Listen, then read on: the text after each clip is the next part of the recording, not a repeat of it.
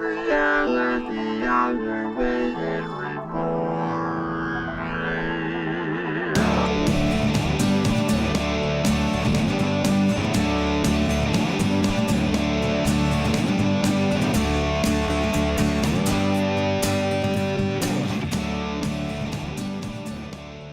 All right, I think that worked. The thing that scared me a little bit was not seeing that red circle. What red circle? Remember when it like pops up, that little red circle? It says like, "Hey, you're good to go." Oh yeah. Well, because we have a new it's because we have a new video camera now. Well, that's like tripping me out. I'm gonna split this screen so we can see real time. And then see our reactions. Well, no, not that. I just want to be able to see like Oh, okay. what we look like. Yeah. Cause the shit on the left is delayed.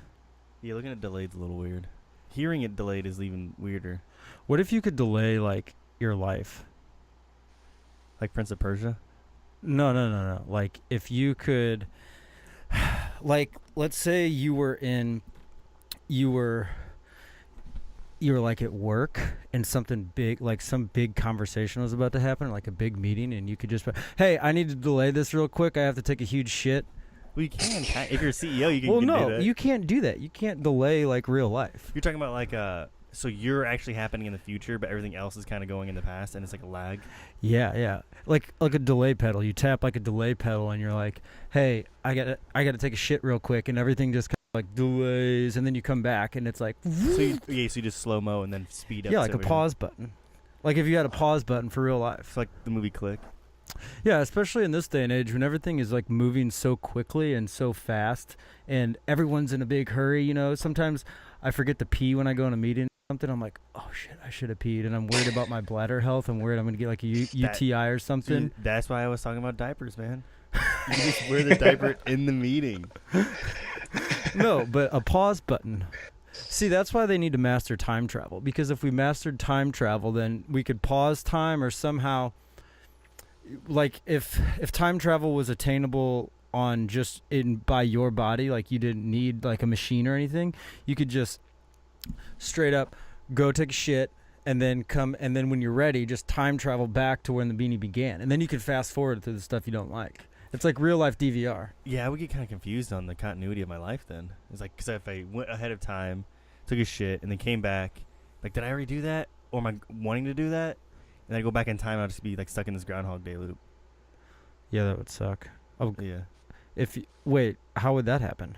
Because I wouldn't know if I already did it. Like, I would know that I actually did it, but I mean, going back, like, am I back in the same timeline where I did it? But I think if you go back, wouldn't you kind of run into yourself too? So what you could do instead is, hey, well, that'd be a paradigm. And then you'd go forward, and then eventually you just have multiple yous just running around. Well, I don't know. If that would be like the many worlds theory. I think what I would do is, if there was some sort of way to do that, let's say not go back in time, but to pause things and kind of speed up stuff a little bit, I'd really slow down specific moments. Like driving, I would speed that up. Just, okay. Well, this brings up a perfect topic: living in the moment.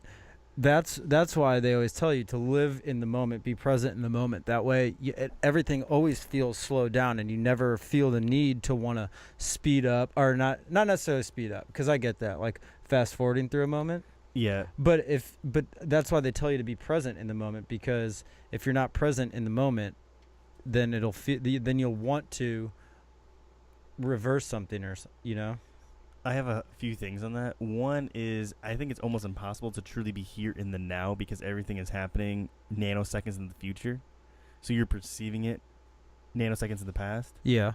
And another thing is, aren't we always in the present moment? I think what it is being mindfulness of what's going on and actually absorb everything. But I think it's really difficult to, because you have other things on your head, like in your mind, like, okay, I have this meeting tomorrow, and then I have, this weekend I'm going to do this, and then so on and so forth. So you're not really actually present. I think when you're actually, or like when you're reading like 5 pages in a book and you forget what you read. Yeah, my mind drifts off sometimes. Yeah. That's the problem with reading books sometimes, when you're not fully invested in it, because you're reading and you're not really paying attention, and then you ask yourself, well, what did I just read? It's when they give too dense of material going on, like describing things because it just for describing it. There's no need to completely describe it. To go through it all.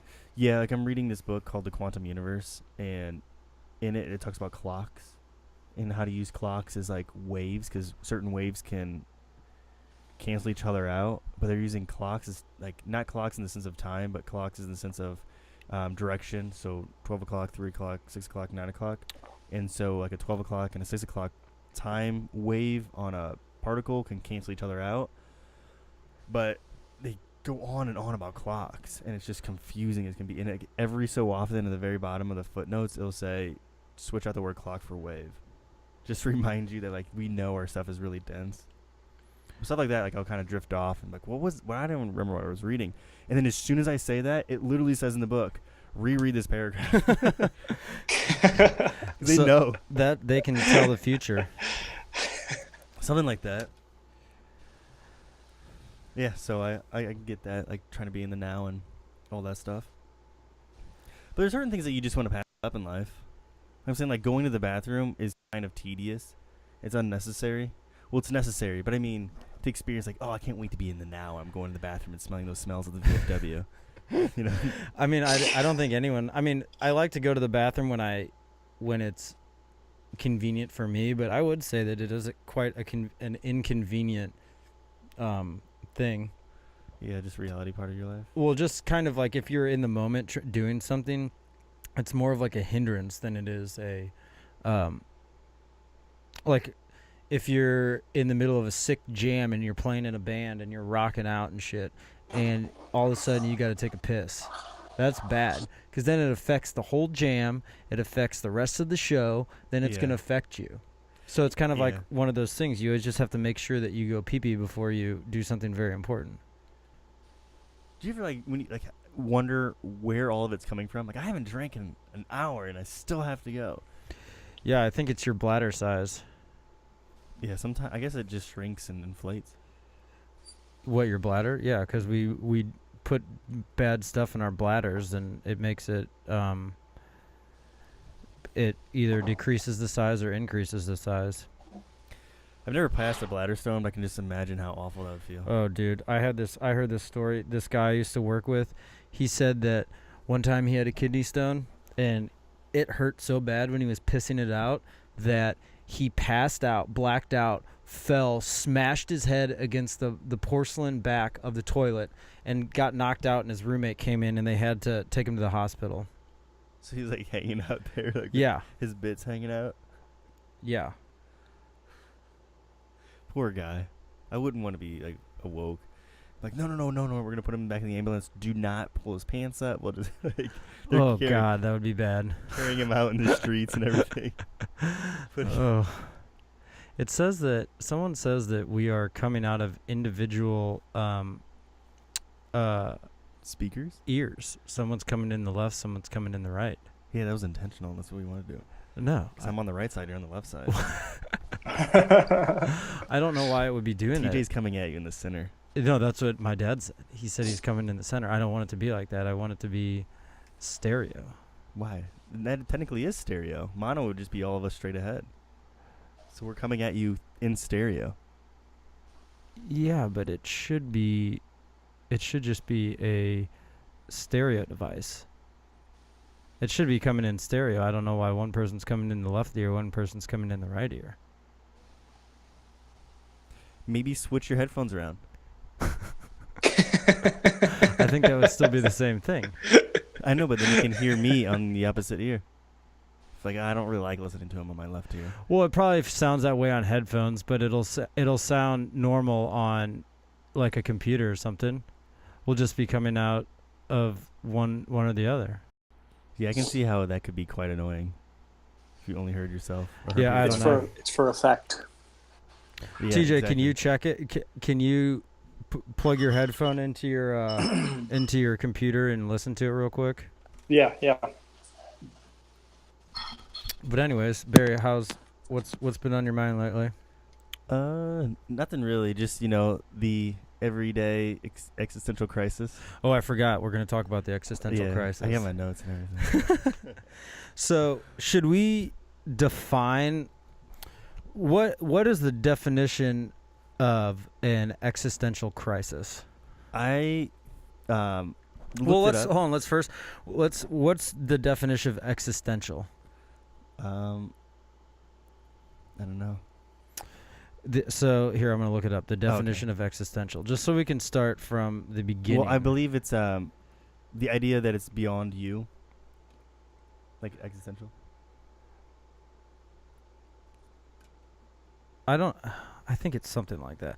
Existential, relating to existence, concerned with existence, especially human existence, as viewed in the theories of existentialism. Logic of proposition affirming or implying the existence of a thing. So it's like the philosophy and thought process behind existence.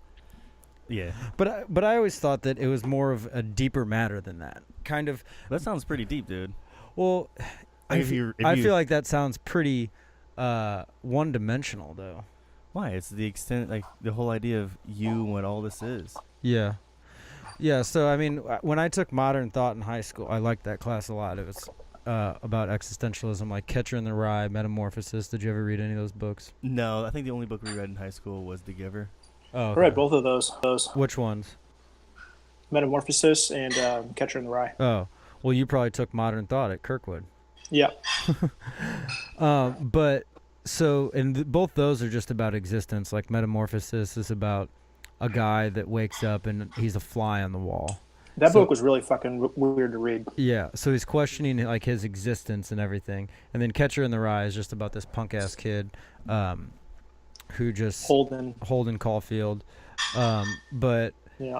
it's good. But so if you just want to explain your existential crisis that you Oh yeah, had, I always have them. Like, it was like a common theme, I guess. indulge for me. us. What are your worries? So it like it starts off slow, just like, oh, okay, I kind of see what I'm doing in life, and then as like the days go on, it will progress into whatever I'm doing is completely arbitrary and has zero meaning to me, and then it'll go on past that to the extent of myself as just everything about me is just meaningless. Like, no matter what I do, because I'm gonna die anyways. What is the whole point of all this? Right. And then I can't put meaning to absolutely anything. Like, you could just mention, like, yeah, but like you love your family. Like, yeah, but they're all gonna die, and it doesn't mean anything. And then That's a pretty nihilistic view. yeah, and then it kind of goes into, after I kind of bottle it up and keep it inside for a little bit, and then I start talking about it, and then eventually I start like slowly pulling myself out and start regaining meaning to things. It's kind of like just like a complete breakdown of what absolutely anything means. And I always have these maybe like once every 2 months or so. And I think it's just me kind of keeping myself in check to make sure I want to do what I'm doing in life. I don't know exactly. They suck. Like today, like everything's fine now. But, Right. like last week, it was just, I think it was like, Well, because you drew out some you whipped out some drawings, and you were a madman on illustration world this week. yeah, that's what my roommate was saying. But I feel like I was just lazy and didn't do anything. Like, I guess that's how I get myself out of it, honestly, is like, Yeah. is not knowing, okay, like, oh, these are the ways to get out of it. I don't know. And then once I start doing stuff, I just dive into it, like just a bunch of different things, you know? Yeah. And then after I feel like, oh, okay, I need to take a break. Like yesterday, like I was saying, like, dude, I was getting tense, like in the sense of like hunkered down, like I'm like tensing up, you know? That's kind of, I know, is like I've been there for too long because I'm just diving into that world. I guess when people like throw themselves in their work, that's kind of a way, but Right. yeah, I don't know. Well, I think that when you spend all day just kind of, or not all day, for me, it's the same thing. If I'm not doing something, if I'm not working on music or, editing the podcast or doing web development, like if I spend too much time in my head, I get the same way. I don't necessarily question existence or anything, but I question, like, am I doing the right thing? Like, what am I doing? The other day when I was texting you, I think it was last week sometime, I don't know what it was, but I was having an existential breakdown, existential Crisis? yeah, breakdown, existential. It sounds like a Led Zeppelin song. Existential breakdown. It goes on for 2 days straight. It's falling the same. No, but I was having one because I woke up, I did not feel good, I was tired, and I went to work, and I was just like, this is fucking bullshit. Why am I sitting, and that's when I was texting you all the stats, like, why do we waste so much time at work? We spend more time at work than we do with our loved ones, not doing what we want, this and that, and it's because I hadn't worked on music or anything in a while. But then that's when you just start to question your existence. When your brain is not busy with work, that's when I think that our brains are on one side the most powerful thing, but then on the other side, they can be a complete fucking terror, because if you spend too much time in your head and you're not expelling something, whether it be art or interaction or something, it could be the devil. It can get the worst of you, because then you get stuck in a spiral and you just start questioning everything, and it builds just this like negative smog monster inside of you, and that just festers itself and festers itself. It's like rolling a piece of shit in dirt. It's just going to keep collecting more dirt and more dirt and more dirt and becoming a bigger piece of shit, and then you're not going to know how to handle it. Yeah, I kind of think though that there's like this weird relation into like the zeitgeist of that sort of stuff. Yeah. Because the same time I was kind of experiencing that, my roommate was sending me stuff too, like texting me things, I was like, man, is it just me or is it just all of us? Like, was it just like you were saying, like you had one, right? And I'm having one. Is it just this weird flowing of maybe it's like the universe. See, that's kind of what I think, is because, like I said, these things kind of go just in cycles. I kind of enjoy coming out of them. Being in them suck. Right. But coming out of them, it kind of breathes like new life into things. Well, yeah, it's a rebirth. Yeah, exactly. And we've talked about that before, the reset kind of thing, but not necessarily on more of a self-loathing level, kind of, like we've talked about before, the Saturday, the Sunday hangover. On Mondays, you're like, I'm going to go to the gym, I'm going to eat healthy, I'm going to reset everything. This is more of like a rebirth. Maybe finding more purpose out of it. Yeah. Do you think that, like, even if you can still be working, but if you're not working on your passion, do you think you'd still go through those? Yeah, that's... So like, let's say if you were doing what you were passionate about 24/7, like if that was your job, you make less or not at all. I kind of think that you actually go through it more. I think that you... I think that it doesn't necessarily, maybe that when you're doing what you're passionate about, maybe it happens less because there's less time spent in your mind, but I think that it happens no matter what. See, for me, it happens more because, like, what I'm doing, I'm constantly in my head. So I'm drawing, writing stuff, just in my head, and I start thinking about other things, and then my mind just drifts off into, like, kind of the spiral. I think what it is, for me to get out of it, is just to get the shit that I'm working on out of my life. Like, I just need I just need to, like when you're working on a song and it takes like you 4 weeks and you're just like, I need this fucking song to be done. Dude. Yeah, my album, like my band's album, I've been working on it forever, and I can't even sit down and work on any other music because I know it's just looming in the background. Yeah, that's kind of why I enjoy deadlines of things, because because if it was up to me, I would just do things forever. Right. Because I'm disciplined, but not like that disciplined. Yeah. That's kind of the problem, though, with these kind of passion projects, because you're not really glued to any sort of system. You're not getting paid for it. Your paycheck doesn't depend on it. All that, you living doesn't really depend on it because you're doing something else to support this. So that's kind of the bad thing about it, because there is unless you're a very strict regimented person to set deadlines for yourself, then it's kind of like to you. And I think that falls under too the category of how dedicated are you actually to what you want to do, and do you actually want to do it? Like when we were texting back and forth, and you were asking, am I just being dumb about, pursuing art and that sort of thing? Should I just give in and be, I hope I'm not putting you on blast. No, that's fine, dude. Maybe I should just conform and get a 9-to-5 and do this and that. And I'm like, that would be giving up. Yeah, because I always feel that way, because, like, I hate that, but it's just, to me, that's the easy way, and sometimes it's just like, dude, just let me be easy for a minute. Because, like, if I'm working on somebody else's stuff, not in the sense of art, but in the sense of just doing mindless drone work at, 9 to 5, like, I don't really have to think, Right. But sometimes it's like, man, because if I do this thing, and then it just doesn't work out, I'm fine, because it's safe, right? The 9 to 5. But if I do my passion of trying to make it an art or whatever it may be, that's personally up to me, it seems like I could fail miserably and just be completely dead broke. Right. And just not, I don't know, then that's when the thoughts of just like, what am I doing? Am I good enough? All those like questions. And then for me, it will spiral down into like just absolutely everything in my life. Like, look where you are in your life now as compared to before. And for some reason, when you look in the past, it has like rose-colored, tint to it. Right. But even though like, I always say like going back to being kids, great. But then, you actually go back and you're 8 years old and your mom's yelling at you for not, cleaning your room or something. Like, Right. you don't have to deal with that as an adult. Yeah. But kind of like that.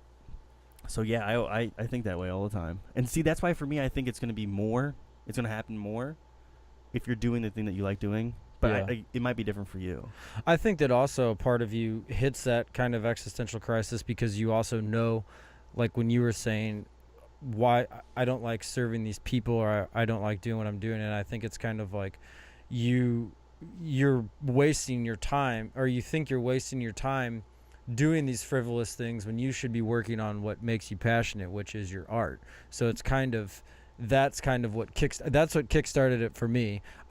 When I was being a restaurant manager and I had to work on weekends and I just felt like I was wasting my life away, and it was like that was the spark that started me getting pissed off and all upset about what I was doing because I felt like I was wasting I had a year-long existential crisis doing all that because I thought that I was just wasting all of my time, and I needed to be working on what I really wanted to be working on, which was music.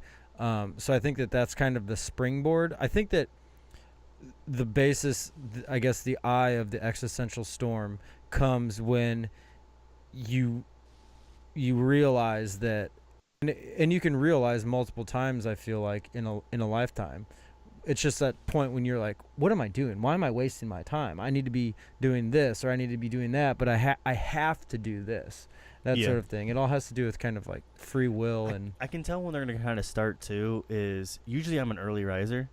Is when I start just sleeping in and hitting the alarm and going back into bed.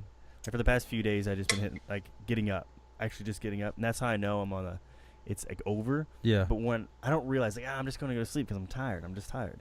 And then eventually it's just that's kind of a thing that goes on for a while, and that's kind of the beginning of things. Because I do like getting up early and reading and then getting to art. That's why I like my mornings and afternoons to myself because that's when I'm more productive rather than the nights. Right. But yeah, for me it's beyond like what am I doing? It's like actually see, this is why I kind of like coming out of them is I come up with something different. And I might have mentioned this to you last week. I'm not entirely sure. But I'll just repeat it again if I have. So I came out of it thinking like everything's just meaningless. And then so like let's say I hit my hand with a hammer. It feels like my hand is hurting with a hammer. But all that's happening is my body is a sensory input going into my brain that's producing chemicals to make me believe my hand is hurting. So it's like, okay, even my body's just meaningless because actually nothing on it is actually what I'm feeling. Like I said, if I hit my hand with a hammer, my hand doesn't hurt. It's my brain thinking that this external thing, that's the sensory input called my hand, is hurting. Right.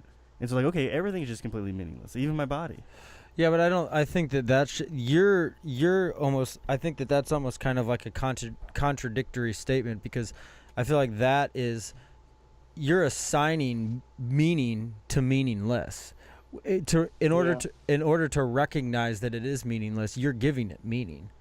So I think that that's kind of like almost a paradox of the word meaningless. Because if that is meaningless, you're assigning meaning to it. It's meaningless. We as a I guess world made the word meaningless to describe something, so it has a meaning.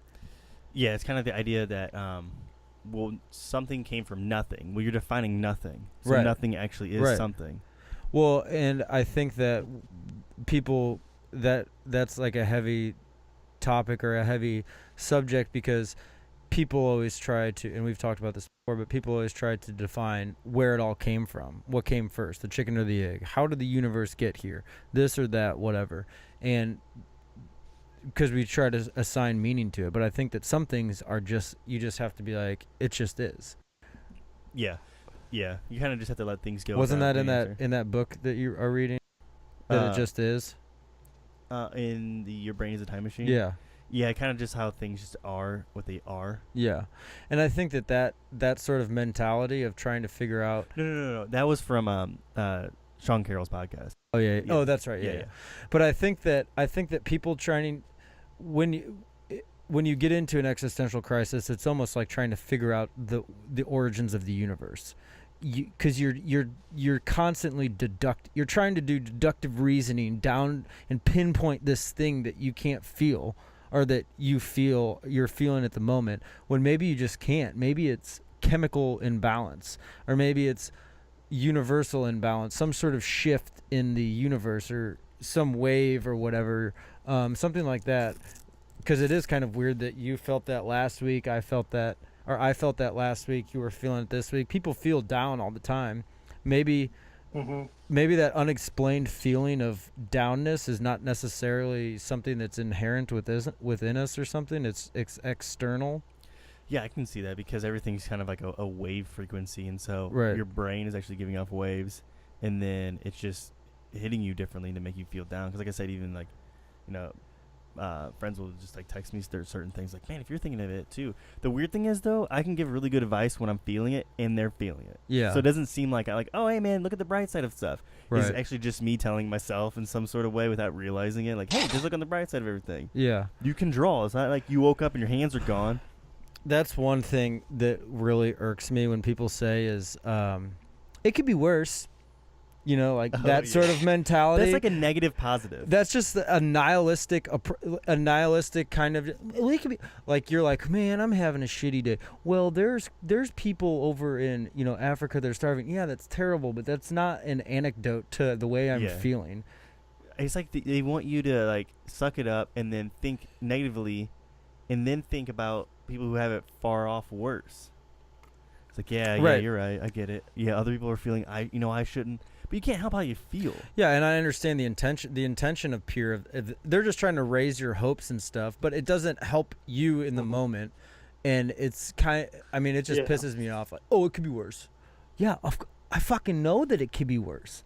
Yeah, I'm having a bad day at work because I'm kind of hungover and I have to be here for 8 hours and I'm only going to work 2 of those hours. Yeah, I know that I could have no legs and be in a trash pile somewhere trying to squirm my way out from some like crime mob boss that just killed me or tried to kill me by cutting my legs off and then threw me in a dumpster, and now I'm just foraging through the pile of trash. But somebody's on top of the hill like, it could be worse. Yeah. And I'm just like, fuck you. Yeah. What happens if like that was actually a thing? Is everything like, okay, yeah, I guess you're right. Worse. Yeah. Yeah. Oh, I'm still alive. Yeah. And then just like, what? and then it This guy's flashes got a good over to point. something completely like you experiencing it even worse, and they're like, oh yeah, this is actually the worst. And so it's like, it could be worse, and then like you're experiencing the worst and just keeps going to the absolute worst. Yeah, it's a loop, and that's the thing. That's the quantum loop of that sort of thing. I don't know. I've been watching a lot of Ram Dass videos lately, and now this is the Ram Dass that was with Timothy Leary.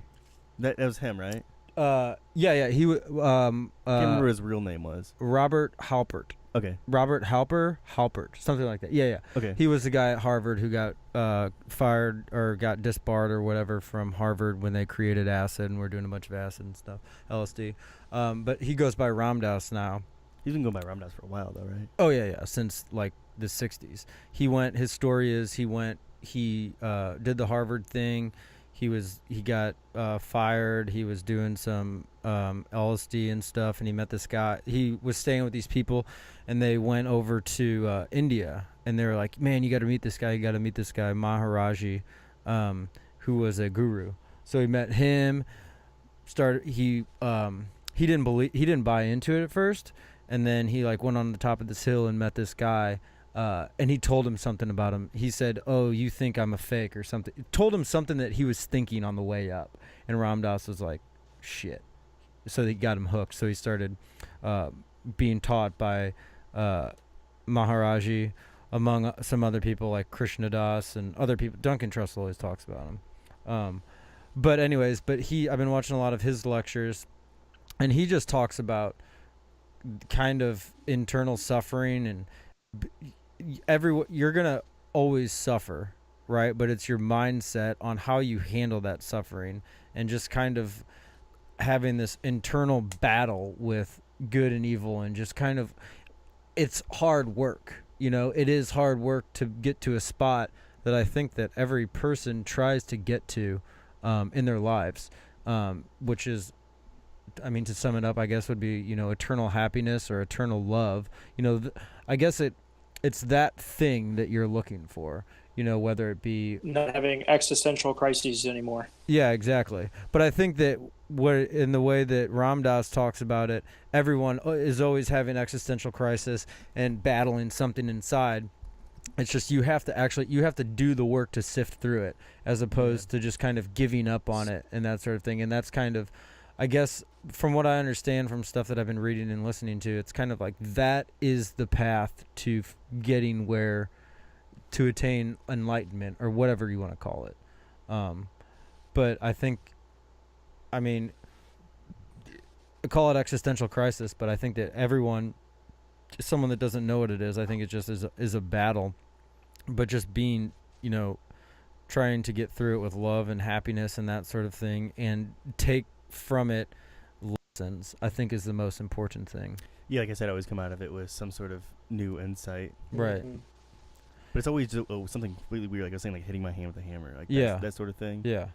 Well, I think sometimes I think they're fun, because then you afterwards, but not during. You look back on it, and like if you could videotape your existential crisis or your break, like your internally, or just like visually you. If you could take like a photo of your internal self and your external self, and monitor how you acted and how you talked, and I mean, we have the text message conversation. To look back on it, it's funny, and you look back on it and you laugh, and you're like, oh man, I was ridiculous. Yeah, it's like, oh, it's almost like drunk text or something. Yeah, like, exactly. What the fuck was I going through? You're drunk. You're getting drunk. You're drunk. What the fuck was I yourself. saying? Yeah. Yeah, dude, drunk texts are the worst. Yeah, depending on like what time of the day it is. Like afternoons, like, hey, everything's fine, and then by the end of the day, dude, I saw this video like last night. It was about it was 3 people answering questions about love before and after they were intoxicated. So it's just like they interviewed, good. And it was like, have you ever been in love? And one girl's like, no, I've never been in love. And then showing her drunk and she's crying, she's like, I've been in love so many times. It's kind of like that. That's so true though, because everything in your mind is amplified on alcohol. And I always wonder to myself, there's always the old moray or colloquialism or whatever you want to call it, where people actually say what they really mean when they're drunk. Do you think that's true? So yeah, what I think drunk saying, mind speaks sober thoughts. Yeah, exactly. Yeah, who said that? Some human. Do you know I that have quote? no idea. You don't know? I think it was Wiz I don't Khalifa. know. Wiz Khalifa? Yeah. I thought it was Post Malone. I think so. Yeah. No, I heard that back in like high school. What? Oh, really? No, I think That Post. saying, What did Post Malone say? Oh no, I thought you were just making a joke. Like I have no idea if he said anything like that. No, I think he said something about flying around in an airplane. No, I'm just kidding. Did you hear that? What happened today? I don't follow any news. Oh, it was stupid, dude. Beyond it was comic. the most anti-fucking climactic scenario you could imagine. So I get on Facebook and I see this live news feed, and it's like breaking news: Post Malone and 15 friends are flying around trying to burn their gas. Their tires popped after takeoff, and I'm like, holy shit! Like this. I like Post Malone. I don't care what people say. I think he's a great rapper. Well, I don't know about a great rapper. I think he's inventive and smart, and I think he made something original.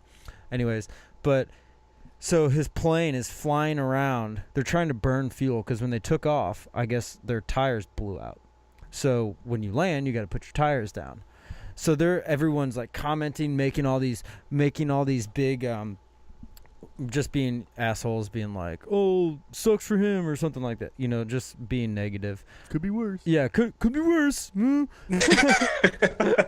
But and I'm like, oh my god, like this is crazy. I want some crazy shit to happen. Like I wanted to see fucking, like, they're just like, picture it, Post Malone and 15 people are just flying around, probably doing tons of drugs. Like, dude, we're gonna fucking die. This is it. This is it. And the chicks the chicks on the plane are like, we're gonna die with Post Malone. We're gonna go down in history. We're not worth shit or anything. We don't do anything, but we're gonna die famously. Whatever they're thinking, driving around, and I'm like, dude, it would be so badass if they fucking put Denzel Washington in like a little jumper plane, flew him up there, let him get inside that fucker, turn it upside down, and land it like he did in the movie. Oh, you're describing this like, that sounds awesome. That'd be a great movie. No, it is a movie. I didn't know that was a movie. But it's based on a true story. What's that story called, T?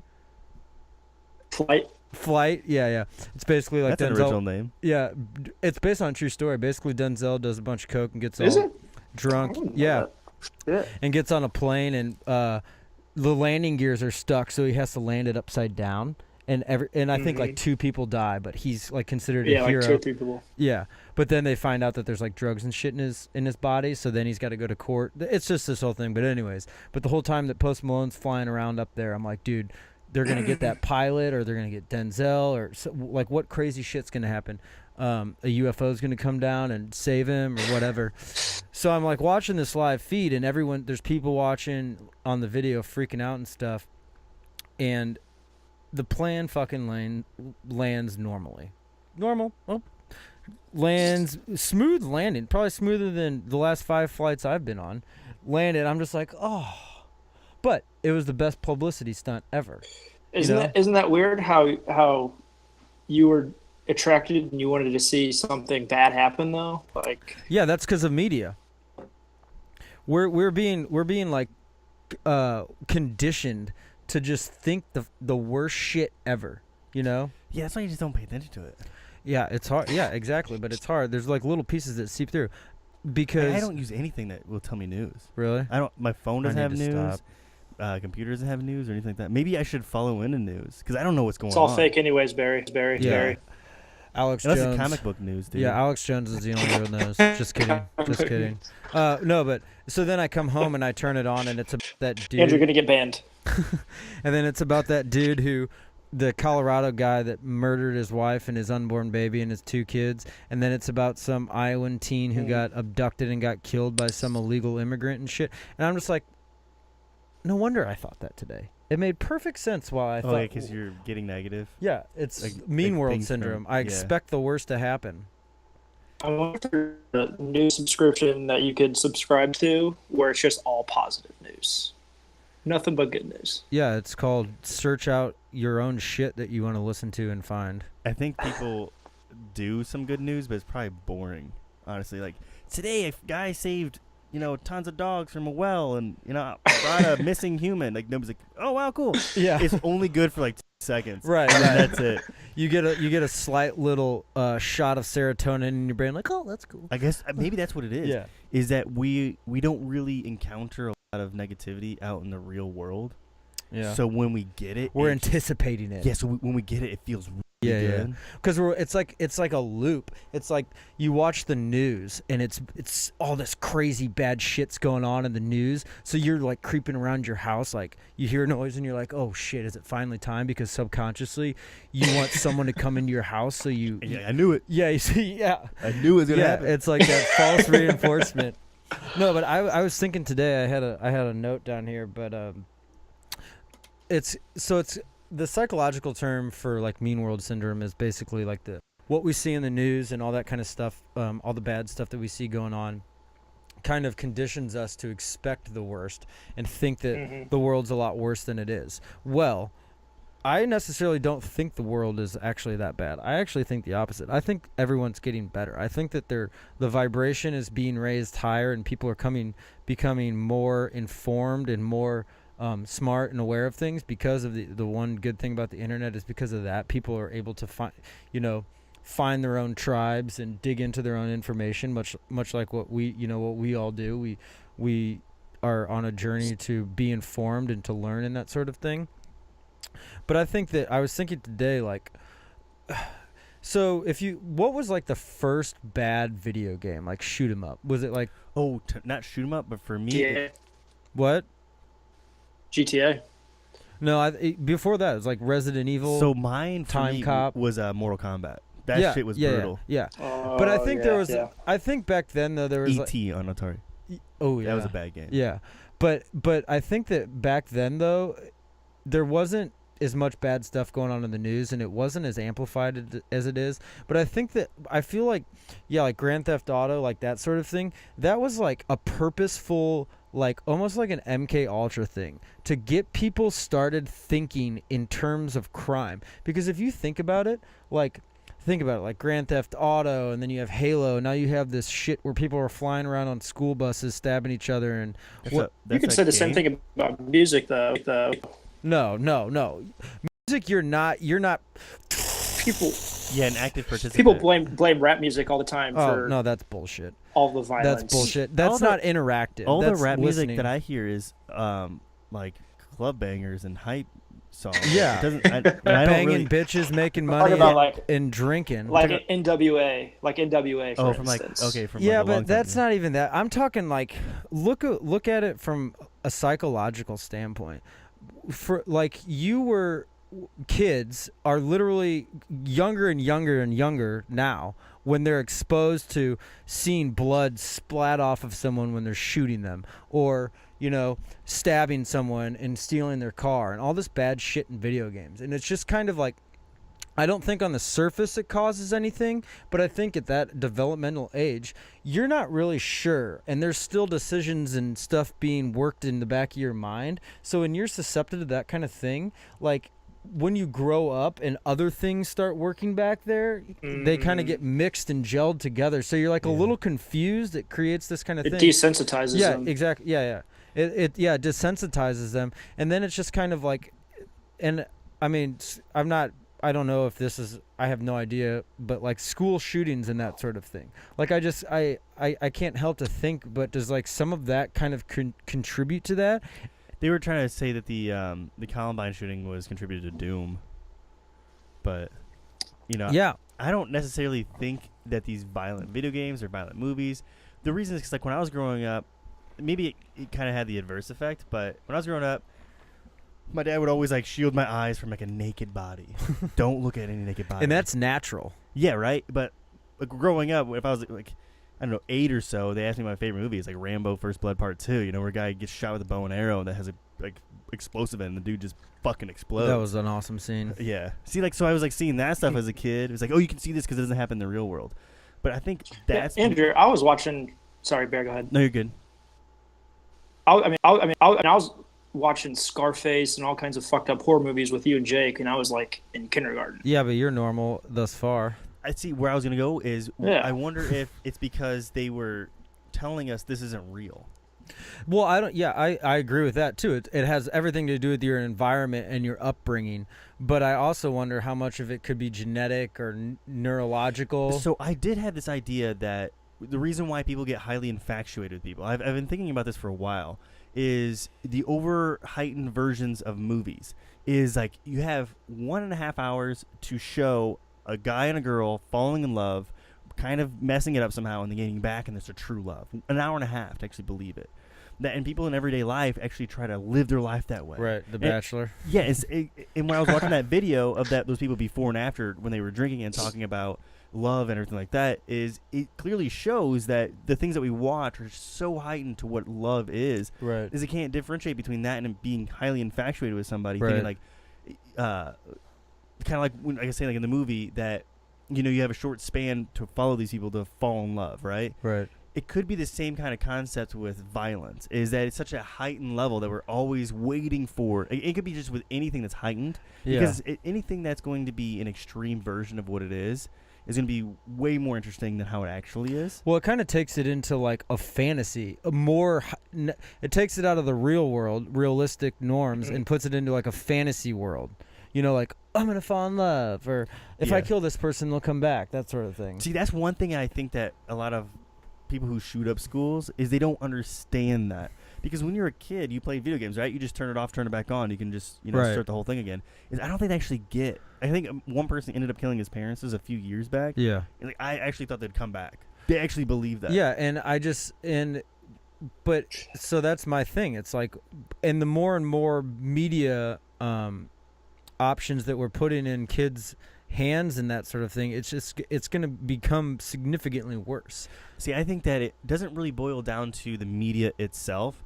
What keeps those programs on is the advertising. It's the advertisers that actually like wanting to rule certain things, right? So you have, like, let's say, like Coca-Cola. They don't. If you actually describe what Coca-Cola sold, their product is actually poison. They're selling you poison, but they give you the idea. If they can't say this is good for you because that's false advertising, what they do instead is say this is happiness, because you can't really false happiness. Like, right. Our product we sell happiness.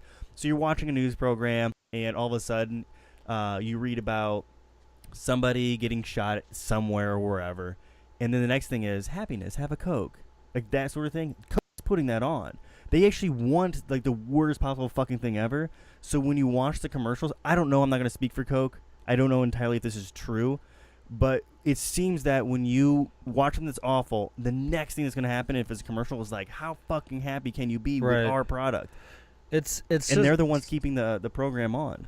there's so much schizophrenic signals that they like send in the TV, like you were saying. It's like murder, murder, murder. Some Dr. ER show, they're rushing in some person that was shot. Do you want to find true love? Are you a farmer? Do you farm corn? Do you have one leg? Do you have 3 teeth in your head? Do you smoke straw pipes? Yep. Yeah. Oh yeah, man. They're talking about me, man. Well, lucky for you, we have a new dating site. Oh no way, man. John Deere Farmer Cornpipe Only.com. Oh no way. How do you spell that? Yeah, and then it's just kind of, it's just such a jumble in your mind. No wonder people are having existential crises and are all over the place with their thoughts and their thinking and their driving. We're all just like spaced out fucking zombies just cruising. It's dangerous, dude. See, like that is kind of where I will start spiraling down and think, okay, well, if the advertising is doing this because these programs is getting it into our heads for this, what else is getting into my head? Like, okay, schooling, history, Shit you don't even know that's in your head. right? And I think subconsciously that you see. everything. I feel like everybody is just lying to me. Kind of like the whole idea that, go to school, get a degree, and you get a good job. No, they actually just want to make money off of you. Right. And they take your money and they actually invest it to make more money. They could care less about Right. you actually getting a degree. And it's like everybody's fucking lying to me. Yeah. Like this watch thing that I got, or the soda or whatever, isn't making me fucking happy like it says it's trying to make me happy. I'm just actually worse. my image looks like shit. I feel like shit from eating and consuming these fucking products. And then Fuck you, Coke. right? Yeah. Well, dude, I have not eaten Wendy's in a long time, and I usually eat pretty healthy. And last week, I was just craving Wendy's. I ate Wendy's 2 fucking times in 1 week. I didn't make that decision. I realized today it's because this dude across the cubicle from me has had a Wendy's cup on his desk for I don't So you even get, like, subliminal I don't messages even from know it. how long. So something in my brain was picking up She was that talking Wendy's to you. cup. Yeah, and something about those red pigtails. Makes you want to eat hamburgers. Yeah, and then of course one night I went and had a couple drinks and there was a Wendy's there and I was just like, I was driving, I wasn't even paying attention. I look over, there's Wendy's. I'm just like, fuck it. And I succumbed. And then later on in the week, I saw that cup again, and I thought about how good that Wendy's was. Yeah. And I went and got more Wendy's. I see a Taco Bell advertisement on a Monday or Tuesday. Oh, dude. I know I'm going on Friday or Saturday night. Yep. I see. It's I already over. I tell myself all week long, I'm not fucking eating pizza this week. I'm not eating pizza this week. And So yeah, that's when you're like, this is my existential crisis. This is pizza. yeah, Barry was talking to me about existential crisis, and I sent him a picture. This is my existential crisis, and it was a pizza. What did I say? Slaughtered animal. Yeah. Slaughtered animal on grain. Meat's my existential crisis. But this is in no way trying to like bash these fucking products or anything like that. Like if you want to consume them, that's perfectly fine. It's just more of the idea that it's like what it actually is kind of like our decision beyond, seeing these sorts of things. Like Yeah. I said, like you seeing that cup or seeing like a commercial for whatever it may possibly be to sell you happiness. And I think it's because they're just filling us with shit. Yeah. Like negativity on programs and stuff. Well, I think that I've started. Have you ever wondered about laugh tracks? Laugh tracks have always bothered me when I was a kid, especially like when I was growing On up. shows? Yeah, like Friends. Like, have you ever seen Ross without the laugh track? He's No. a fucking insane maniac. They removed the laugh track, and he's great. There's one about a sandwich. You should watch one. Oh yeah. But like I never understood laugh tracks. Is it to make me laugh? Because they never make me laugh. I think it's like an ambience factor. I think it's kind of like a cadence or like to kind of help a joke along. Because like think about it. If you were watching a funny show on TV and there's not really anything going on in the background, it would probably be hard to make you laugh. I don't know. Scrubs didn't have a laugh track in that. Yeah, and that show fucking sucked. Dude, it's my favorite show. Zach Braff is a Dude, Nancy. I love Zach Braff. I liked him in Garden State, but Have you seen Wish I Was Here? No, he's a loser, dude. His stuff's pretty good. I had to watch Alex Incorporated because I like Zach Braff. I shouldn't say he's a loser. I just That's never okay. got into it. I don't get. See, I think that Coke's bad, and somebody might love Coke. We all have our own opinions to it. I just don't get the whole like, be like, you know, like that. There's a market for it. Obviously, I'm into that shit. That's just his like. I mean, Garden State I thought was a good movie, but then all the shinniness that came along with it and all the freaking Like Shins, like the Shins song in there? Yeah, the Shin song. All the shinniness that came on with it. It was just kind of like, all right, I get it. Do you think that's why they're called the Shins? Why? Because the shinniness. What's shinniness? I don't know. I just made that up. Oh, you did? Okay. You could have went with it and told me whatever meaning you wanted to it, and I'd be like, oh, that's the meaning? Okay. Shinniness is when you're crying at and it's raining and you're listening to the Shins. It's a good love story. I like a good love story, dude. I don't care what people say. The Notebook is a great fucking movie. I've never seen The Notebook. Oh my gosh, it's such a good love story. You've Got I've Mail. seen that. I will fight someone to the death. Never seen You've Got Mail. I will fight someone to the death if they tell me that You've Got Mail is not good. Never seen it. Meg Ryan and Tom Hanks put on A+ phenomenal performance in that movie. You've never seen it. I have it on VHS. I think the true love story is Tom Hanks and Wilson. Oh yeah, duh. That's the most Castaway. Yeah, they're on like a paradise island. dude. When he came back, and she was married to Spalding, that really irked me. Really? Yeah, she didn't love him in the first place. Dude, I feel like the ending of Castaway and Rambo, the newest Rambo movie that came out a few I years haven't ago, seen that. ended the exact same way, except for Rambo's walking and then he's driving. It was just like the zoom out shot and everything. It's like they're ending it the same way. Maybe they meet up and it's like Rambo and then what was Tom Hanks' character's name in that movie? I have no idea. Oh. But maybe he's driving, he picks up Rambo, and then somewhere or another he like, what's your name, sir? Or no, sorry, that's a bad. See, what I was thinking is that He thinks he's Lieutenant Dan. Oh, Lieutenant Dan, you ain't got no legs. See, I was thinking like, okay, so he picks up Rambo, right? And he looks in the back seat, and he's like, Rambo's like, hey, who's that in the back seat? He's like, oh, that's just Wilson, because he bought that new ball and everything. And he's like, Wilson, and then started having like Vietnam flashbacks and then Tom Hanks started having Forrest Gump flashbacks, and he thought it was Lieutenant Dan. And then it jumps into a new movie where Rambo is actually Lieutenant Dan, and whatever the dude's name is from Castaway is Forrest Gump. Oh yeah, It's like an alternate plot. What if the actual movie Castaway is what's happening in Forrest Gump's mind when he's running and growing that beard? Like it's just like his hallucination. He lived an alternate life while he was running. Yeah, and like that was in his head while he's running, and that's the only way. He's like, in order to His keep running. existential crisis. Yeah. That was him on the island. Dude, what if every single Tom Hanks movie was just a dream of Forrest Gump?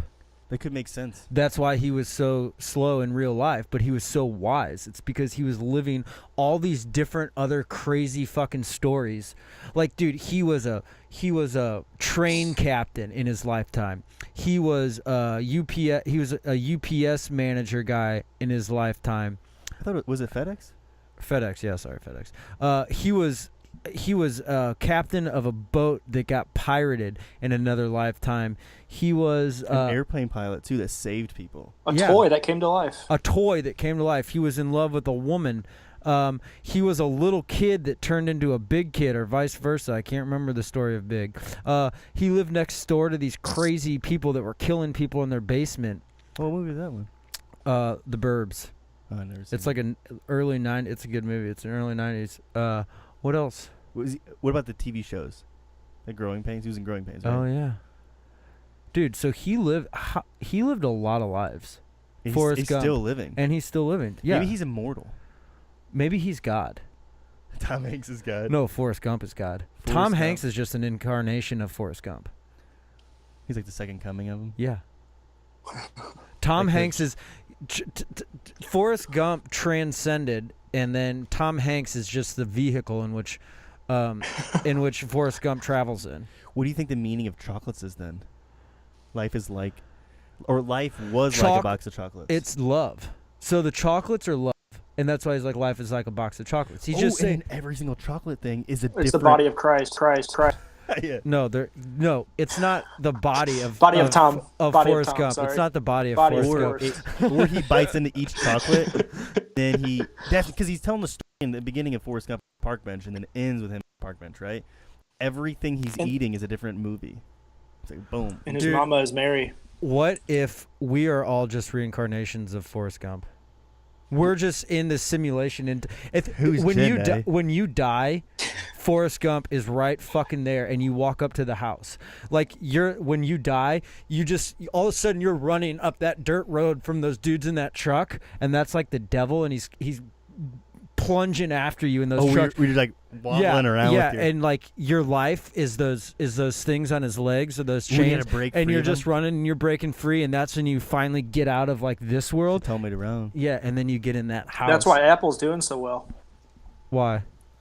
Apple's the first company to hit $1 trillion because Forrest invested in Apple. Oh, yeah. Oh, I didn't know he invested in Apple. Did he? That's why he stopped working. I thought he started bubbling He got up. invested in a fruit company. I thought he started. Oh God, you're right. Yeah, he did. Yeah. That's weird. I invested in a fruit company. Wait, He mowed the grass for free. Are you sure? Will you Dude, that fact makes check sense that? because Pixar was made by Steve Jobs, right? And Pixar made Toy Story, which was the very first. Holy shit. I can't handle this. Fuck. Dude. Forrest Gump is God, the Buddha. He's dude. What? Maybe he's not God. Maybe he's Buddha. I don't know what it could be. Are you sure, TJ, that he really invested? Forrest Gump invested in Apple. I'll pull up a picture, but I'm pretty sure it's their old logo. It's like the rainbow, and it says Macintosh on the side of it. I think he gets like a shareholder letter. Dude, how fucked would it be if this was actually all true? When you come to the end and it's Forrest Gump sitting right there on your bed. I always thought that when you go up to the pearly gates, if they actually exist, the people who are Walmart greeters are the gate greeters. That would make sense though, because they're all so nice and they have to deal with that shit job. It would take an angel to do that job. There's this one dude back in like where I'm from. He yells. He's just a yeller. He's like, "Welcome!" Just like, "How are you doing today?" Like, "I'm doing fine." Just yelling. Oh my god. My dad will yell at him every time too, in his big boisterous voice. But he's like, "Good, how are you?" And he's just yelling back at him. I don't know if I could handle that. But it probably is Forrest Gump. It's just tons of different iterations of him. Dude, it makes sense because all Tom And Hanks he had long hair and beard too. Yeah, and all Tom Hanks's movies, there's this message that is just monumental. Always monumental. Yeah. Like in You've Got Mail, the end is, I forget what he says, but it's the best life juice you could drink. Yeah, I think we're onto something. Yeah, I've never seen You Mail, but I know that it's about getting mail. Yeah. Well, back to the original thought. So I think that the internet and that sort of thing. Catch Me If You Can too. That's the other one I was thinking of. Oh, Mr. Hanratty. Oh yeah, dude. Yeah, and that guy was an actual real guy too. I'm on to Tom Hanks. I'm onto this. I'm onto him. I think there's more that meets the eye, and he just became part of the Black Club. So whatever that means. I just heard another story today about some bullshit story about how George Bush was supposedly choked on a pretzel and fell and banged his eye because he had to come to some news thing with a black eye. But there's this black eye conspiracy. It's some cult and like really rich people and like high-ranking government people, where I don't know if they like punch each other in the eye, and that means they're part of the cult. Dude, it sounds like something you do in 7th grade. Right, we've talked about this before. But I've seen a picture with Tom Hanks with a black eye, but then today I heard about George Bush having a black eye. Well, we all know he choked on that pretzel. Yeah, but I don't think that's the reason why he caught a black eye. Well, I don't know, but I know he choked on a pretzel. Yeah, I heard that. That was in that one movie called W. You've seen that? No, I've seen parts. It was of so bad. But I think that social media and the internet could be very good for people because it gives them the opportunity to actually dive in and figure out the information that they want to figure out. It's just up to them and up to their upbringing and up to their environment and up to their genetics and up to lots more shit out of their control on what they. You could either learn how to make a bomb and be an asshole, or you could reach enlightenment. Yeah, that's what Grant Morrison always says. He said that the same people who created, he's talking about Americans, who created Superman also created the bomb. And Superman's way better of an idea. Yeah. In real life? Scientists? No. Well, like Joel and Jerry, they didn't make the bomb or anything, but he's talking about Americans, the same people who created. Oh, like yeah. Americans made Superman, and they also made the bomb. I've been thinking a lot about lately how none of the conspiracies are actually true. It's all just literally shit. Everything is just happening. It's just shit that happens. And there's nothing more to this. It just doesn't. There's no one behind the scenes, some master puppet. The the guy behind the curtain. Yeah. Like I've been watching a lot of X-Files lately, and Cancer Man, who's actually I'm not going to give a spoiler in case anyone hasn't seen it. But Cancer Man, I watched this episode last night of his origin. And he's like this very macabre, black, mysterious creature. You don't know his name. He's basically like the deep state. But his backstory last night, he was actually the person that shot JFK. He was the person that shot Martin Luther King. He was the person that just did all. Is this a new episode? No, it's old. Okay. Like season 3. But did all this stuff, shot the first aliens that landed and all this kind of shit. But did all this stuff, and what was I talking? Where was I going? Like the man behind the curtain. Oh yeah. So the man behind the curtain, and I was watching it, and I was like, "There's no fucking way that." I was like thinking to myself, there could be no way that this is real. That there's some person or some like group that actually does all this. It's just everything. It's just weird stuff that happens, coincidence. But then I thought, no, that's bullshit. There's someone behind the scenes because there's too much weird stuff that happens. Yeah, I always think that we're just living in a giant comic book, and everything that is written in comic books is coming true to some degree. Maybe not like a heightened state, but yeah, I think the comic book thing, that's just an analogy. That's just your analogy. Yeah. But I think it's right. I think anything that we do, write down or create or eventually comes to be. Yeah, conceptualize, it eventually comes. Like synchronicities and stuff like that. If you think about something hard enough, it'll happen. I was listening. That's weird. Yeah, I was listening to an older Duncan Trussell podcast, but he was talking about how he was thinking about this old person that he saw, and he saw him 3 days in a row. And then I was thinking about these occurrences in my life, and it's happened before. It happens all the time with Mercedes. She'll like say something, and then on the TV it'll say the same thing, or we'll like be like talking about something, we'll be like, oh yeah, that stupid ass Drake song, turn on the radio, it's on. Like it happens all the time, especially with her. It's weird. Yeah, I always, when that stuff starts happening, I start buying into the fact that I'm being observed. Yeah. And people are just messing with me. Yeah, like there's someone tinkering up there. Yeah, just like a dog that has to piss, it walks around the back door, so you let it out the back door. Yeah, it's like, okay, because like a few years ago, I was like, man, if you crack open the Italian spice, it actually makes the flavor better. So my brother-in-law for Christmas, is like 4 years ago or so, bought me a grinder that's for like a peppercorn. Yeah. I just replaced all the peppercorns because you can just fill it up with Italian spice.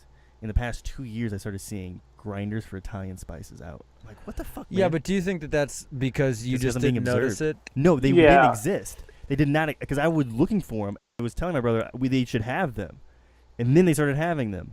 And then they came into existence? Yeah, like I actually was seeking them out, and they didn't exist.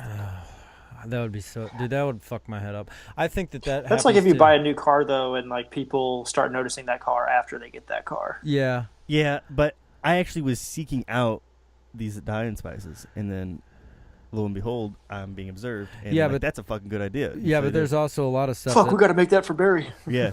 There's also a lot of stuff that I think about that I still yet to see. Yeah, that's just a time. Yeah, For the time being. I want a laser beam, like a pocket laser beam that people can't see. That's individual. That's what is it? Invisible. Yeah, invisible. And when someone's kind of like talking to me and I'm not really paying attention, I can just be like, boop, and they'll just like look the other way and like completely forget what they're talking about. Okay, just think about all the technology has to go into that to make that. Mine was just a grinder and Italian spice. But if we're talking about on the lines of something being conceptualized and coming into fruition, then the possibilities are endless. Yeah. You know what I mean? But you know what I'm saying though, when synchronicities start happening, you feel like is this actually real? I think it has to do with manifestation. I think it has to do with subconscious manifestation and conscious manifestation. Like, if you subconsciously think, before you go to bed every single night that someone's going to break into your house and super soak you with the hottest pepper hot sauce in your eyeballs until you just defecate all over yourself and pee all over yourself and all this nasty stuff, it's going to happen. There's going to be some dude that creeps into your house and pulls that shit. That's why whenever I go to bed at night, I try to think happy thoughts because I don't want to and especially in dream world, I don't want to, subconsciously create these things in my head and then I get into dream world and they're fucking there if they're bad. Yeah. I had to look up a dream meaning today as I was standing in the mirror and I was looking at my face and I was really bummed out because somebody cut all my hair. Just like shaved my head. It's because I thought that you think that's what it is? Yeah. Oh yeah. But then it started growing when I'm watching and it turned into my old how I used to like just have my hair slicked back and then a mullet came and then like I was just like playing with the back of the mullet thinking, okay, this doesn't look so bad. Like I can Wait, this is a dream you had? Yeah. I was like, this doesn't look so bad. Like just tossing my mullet around thinking like, okay, I could kind of look like I have long hair, But then I woke up like, thank God, man. TJ and I had a mullet. Really? I had a mullet when I was a kid. I think it was the thing of the 90s. Yeah, I had a long mullet, and then I cut it, and then when my sister was moving out to her husband's house, well, it was before it was his house. Maybe it was his house still. The same one. Anyways, I was going through, like, moving her stuff around and helping her out, and then, like, cleaning stuff, and then one of the drawers, I found this Ziploc bag that had, when I guess they cut my mullet, my dad was outside, I remember this. He cut off my mullet, and then my sister put it in a Ziploc bag. So my sister still had my mullet in the bag. This is like 11 years ago. That'd be a good song name. Yeah. My mullet in a bag. Mullet in a bag. Like dick in a box. Or poop in a jar. Yeah. I got my mullet in a bag. I got my mullet in a bag, and I'm looking real good going. I don't know. But What do you think was more popular though back then, mullets or rat tails? ooh, mullets because I knew For I saw kids, not I for saw adults more. though. I saw more. Oh, for kids? Yeah, because I seen a lot of kids. I'm not talking about adults. Just kids like when you're going to school, first, second, third grade. I would say mullets. I would say shaved buzz heads actually. Yeah, they did have a lot of like the buzz heads. Yeah. I had a mullet and then I had just like whatever bowl cut probably. I had a couple friends that had rat tails, but they were like weird people, like really like I don't know, goopy, grimy, like. Do you think the kids that had the rat tails turned into the goth kids, like the dragon hoodie goth kids in high school? I don't know. No, I think they turned into kind of like the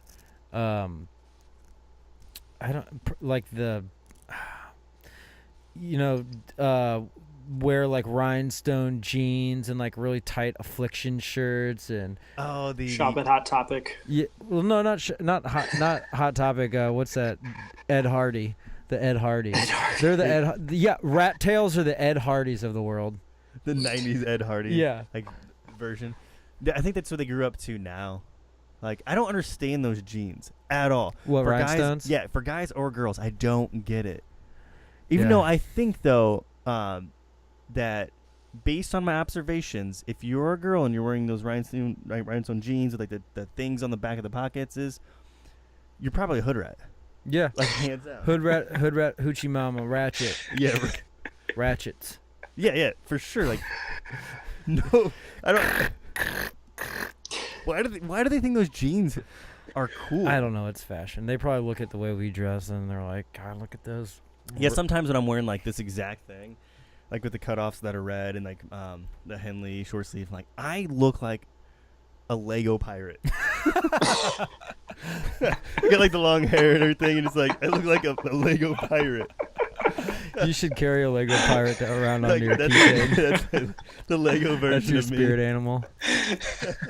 I think that when people look at me, they're like, dude, look at that normal fucking dude. He's so normal.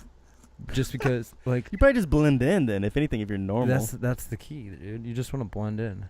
No, don't you? I Isn't don't the whole want idea to like stick out. the peacock? No, because nowadays everyone's so damn judgy that if you do anything out of the ordinary that's not accepted, you stick out.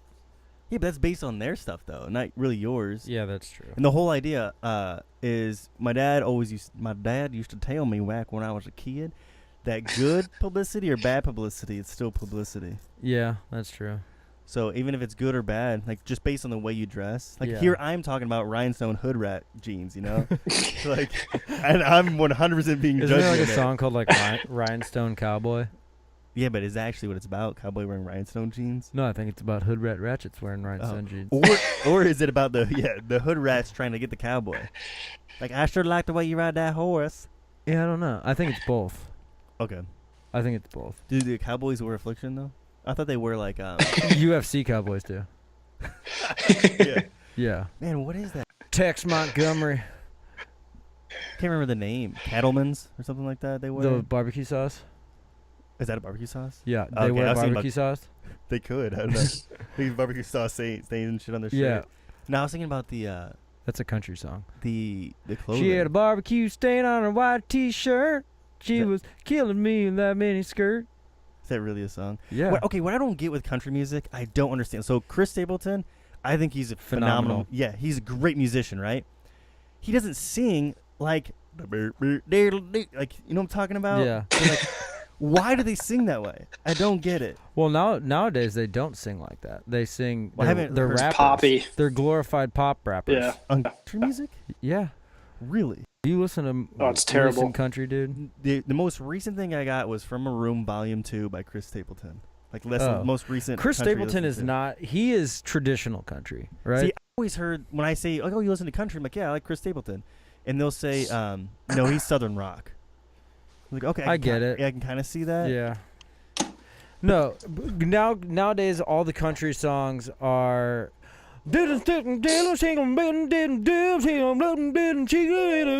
And every song starts off with. It's Really? like they have electronic Yeah. beats, and then there's like Oh. there's a drops in country music now, and you know what? There's a hype and drop to it. Yeah, not as accentuated as like EDM, but I will say though that what's really cool though to hear about it is like because the Slayer guitarists that play in Nashville still get their little moments to shine. I mean, they're still, I don't know, it's because it's what pays. That's why they're doing it now. Because obviously they're in country music. You know, not everyone can go play for Brooks and Dunn or for Sturgill or for anyone like that. But So Sturgill's considered country. he's like the true, like Mr. Luke Bryan, he calls himself, I tell people that I am outlaw country. He's not outlaw country. Sturgill Simpson, Jason Isbell, Shooter Jennings, they're like outlaw country. Okay. They're like the modern day, like Hank, Waylon, Shooter Okay. Jennings, Waylon Jennings' son. Yeah. Okay. They're like the modern days of like because those. I guess when I listen to them, that's probably why. Because like the Waylon Jennings, you know, like those, like back in those time, they, to me, doesn't sound like country. So like when I listen to Sturgill, it doesn't sound like country. What I would imagine country sounds like. Yeah. Well, early Sturgill's old school country. That's like Waylon, you know, a little bit of Merle, that sort of thing. But Sturgill's most recent album, which is actually phenomenal. It's got some like horns in it. It's a little more funky, but it's still got a countryness. But he made his own sound. Okay. Yeah. Okay. What were you saying about the whole like dropping the thing with the? Because I'm kind of fascinated with why they went that route. Most country people are just fucking failed ass pop stars. They're like little bitches that couldn't, you know, toe up with Beyonce or someone like that. So they come over to the country world. Like Luke Bryan, I think he wanted to be a pop star, but now. But why did he sing like that? Like, why do they sing with that doo doo doo? Like, why? I don't understand. Because people got tired of the Eddie Vedder. Yeah, but he actually sings like that. Who, Eddie Vedder? Yeah, I'm saying like he sings like Yeah. like if you listen to we were having this conversation too. It's like Chris Cornell, he sings like that. Yeah. Like that's how Steven Tyler sings like that. They can't help how they sing. Right. But maybe they actually sing like that, but I don't get I don't understand why they sing like that. It doesn't make any sense. It's just that twang. It's Because you that don't southern hear twang. that. You don't hear that sort of vocals. Because you can listen to Chris Cornell sing like a mandolin song, right? And Yeah. then listen to like a heavier song, and he still sings relatively the same. He can Yeah. sing softer. And same thing, like I said, like Eddie Vedder. But you don't hear that in like just take any metal band, right, and then replace them with do do do do. It doesn't work. And Well, some country understand it. songs sound metal. I don't know if that'd be a good thing or bad thing. I don't know. Weird. I get it though. It's what people like about it's feel good music. It doesn't take much to It doesn't take many processes up in your noggin when you're listening to it. It's party music. It's good time music. I like some of the songs. They're catchy. I get it. It's one of those things that I don't like to use a little loofah with soap when I'm washing myself because Oh, dude, I love that. well, I know I love it, but it's I don't know what it is about it that's kind of weird, but It's one of- unmanly, Andrew. yeah, it's one of those things that you just I guess do. maybe for me, like I just love all hygiene products. So if it's like the least manly thing, Yeah. I don't feel. Oh, I use it too. I don't feel insecure about it. I use pine tree bark to wash my body. Could you just imagine that you just come out with just rashes and your face is just grinded up? I watched an episode of X-Files last night where this guy was washing his hands until they got all bloody. Yeah, I've seen some people like that where they just have to have the hottest fucking water possible and their Oof. hands are just melting. Yeah, And I like to burn. Yeah, I don't like in the sense of hot water. Yeah. No, I don't like that. But like, what feels good for burn is when I was a kid, I would get cuts and Aloe everything. vera. No, does that burn? I always used to put SD alcohol on it. Oh, ooh. That stuff, I would always get like banged up and stuff from playing outside. And then since my dad's a diabetic, I would get his little alcohol swabs and I would just put it on there and just feel that. Yeah. And it feels so good. Do you think that the country is as violent as it actually seems that it's portrayed on the media, No, I think that or is it just what we see? Like, if you shut everything off, all the news, that's all what I the- do. all the radio, Yeah, I think it's So, way I like, think it's nicer. always been violent. it's always been violent. Yeah, it's just because the media and the internet is just Yeah. making it more. Does the world everyone feel more aware. violent to you? No, I feel like everybody's just. You feel everyone loves. Yeah, everyone's kind of. loving. Honestly, yeah. Like Really? everybody's holding doors for people. Everybody's being real nice. They're talking about their day. Everybody's extremely cordial. Everything's just. Except for when you're in your car and driving around with people. Sometimes I don't know what it is, but like when I'm driving and I need to be let over, people let me over. I let people over. What? Everything. Do just, you drive on this planet? Yeah, I drive. Yeah, right. Or I'm just like so delusional. And it's like, oh, he's letting me in, and he's like, oh, he's waving to me, but really he's going like, fuck you. You're know, just like, yeah. you're just an optimist. But I think that everybody's just generally nice. Even in the grocery store, like I'll see people. I'll have like maybe like 2 or 3 things in my hand, and the lady will say, "Oh, go ahead of me," and then okay, thank you, I really appreciate it. And I just see people like giving money to like homeless people constantly. I don't really see this awful, horrible shit that's supposed to be going on. Yeah. But I wonder if that's because I pay attention to that, and I'm not really paying attention to like, oh, there's a guy getting robbed. I just kind of look away like, oh, look, that guy's shaking each other's hand or something. I don't know, just keep on walking. I'm putting my own context to things that are bad actually are good. Right. But you just said you don't watch the news or anything at all. That's kind of interesting. Yeah, I don't think when I will go home and like hang out with my parents for a bit. That's the only time I watch the news, but I can only handle maybe 10 seconds of it. And I'm like, I gotta get the fuck out of there.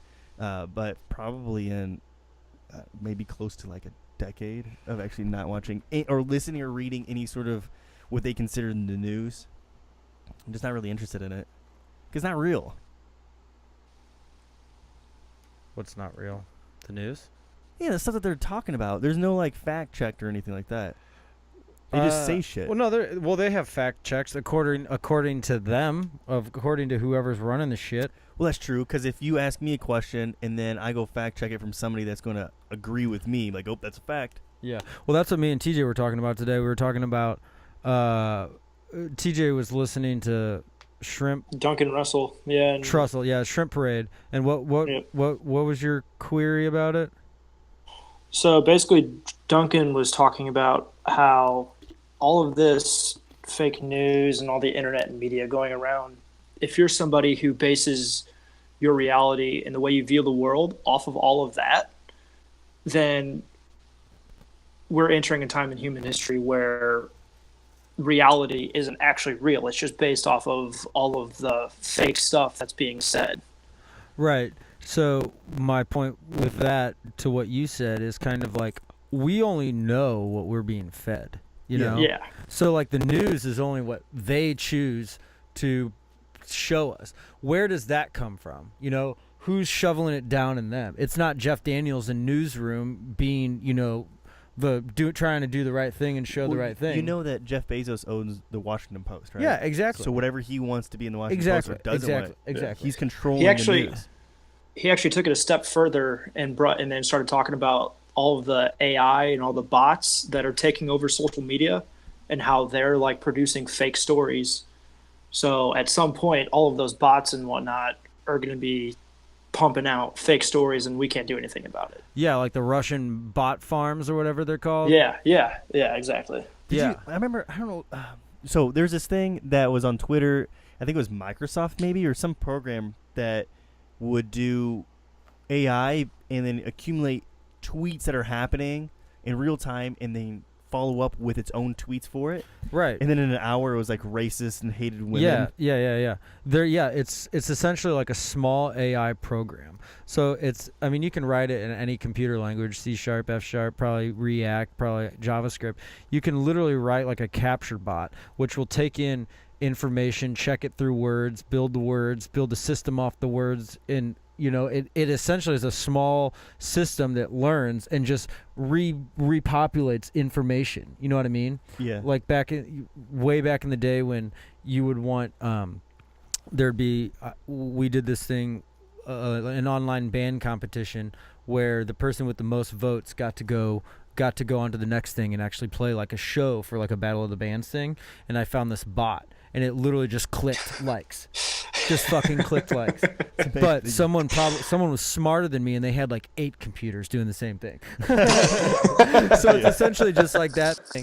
And like you can do that on your computer right now. You can do like record things, like record processes on your computer and it'll just repeat it. But that's what they're doing. They have these Russian bot farms in like all over the place where they're just like creating these. I mean, Facebook, there's profiles on there that are there one day, then they're gone the next. You know, it's scary. And all that is also, so that makes you wonder where all your fucking news sources are coming from. Are people actually really dying? Like, are bad things really happening? That's how flat earthers came back. Yeah, and like what TJ said today, what we were talking about is, I was telling him, you know, our history of what we know is only what they decided to tell us. Yeah, exactly. Like- even before the internet. Yeah, exactly. Like, think about the Library of Alexandria in Egypt. That was fucking burned down with all the shit in it. That's all gone.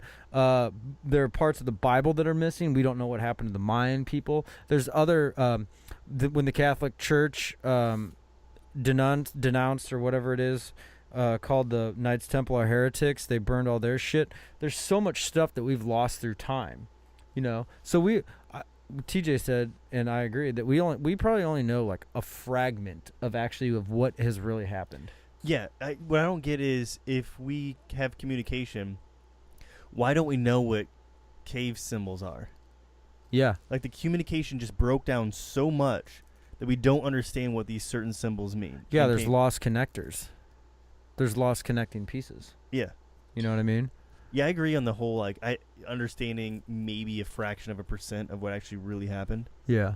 But that in its form is, I get why they would do that, is you go over to, like, a new area, they have their own belief systems, you take over that area, you destroy all the belief systems so they don't rise up against you, and then you brainwash them into yours, and so they'll just be yours. And then that's how small pockets. Think about if Hitler and the German machine actually ended up winning World War II. Think about how much stuff in history would have gotten destroyed. Right. Yeah, they would have came out as the good guys. Well, they destroyed a whole Yeah. bunch of they destroyed a whole bunch of like artifacts and art and all Mhm. that kind of stuff. Hey, we're gonna take a short break. I'm going to play a nice little tune for everyone while we take a little break, and we will be back in a few minutes. Oh shit! Not the intro. Don't want that again. That was just to see if you guys are paying attention. Yeah. There we go. Yeah, we're gonna take a little break.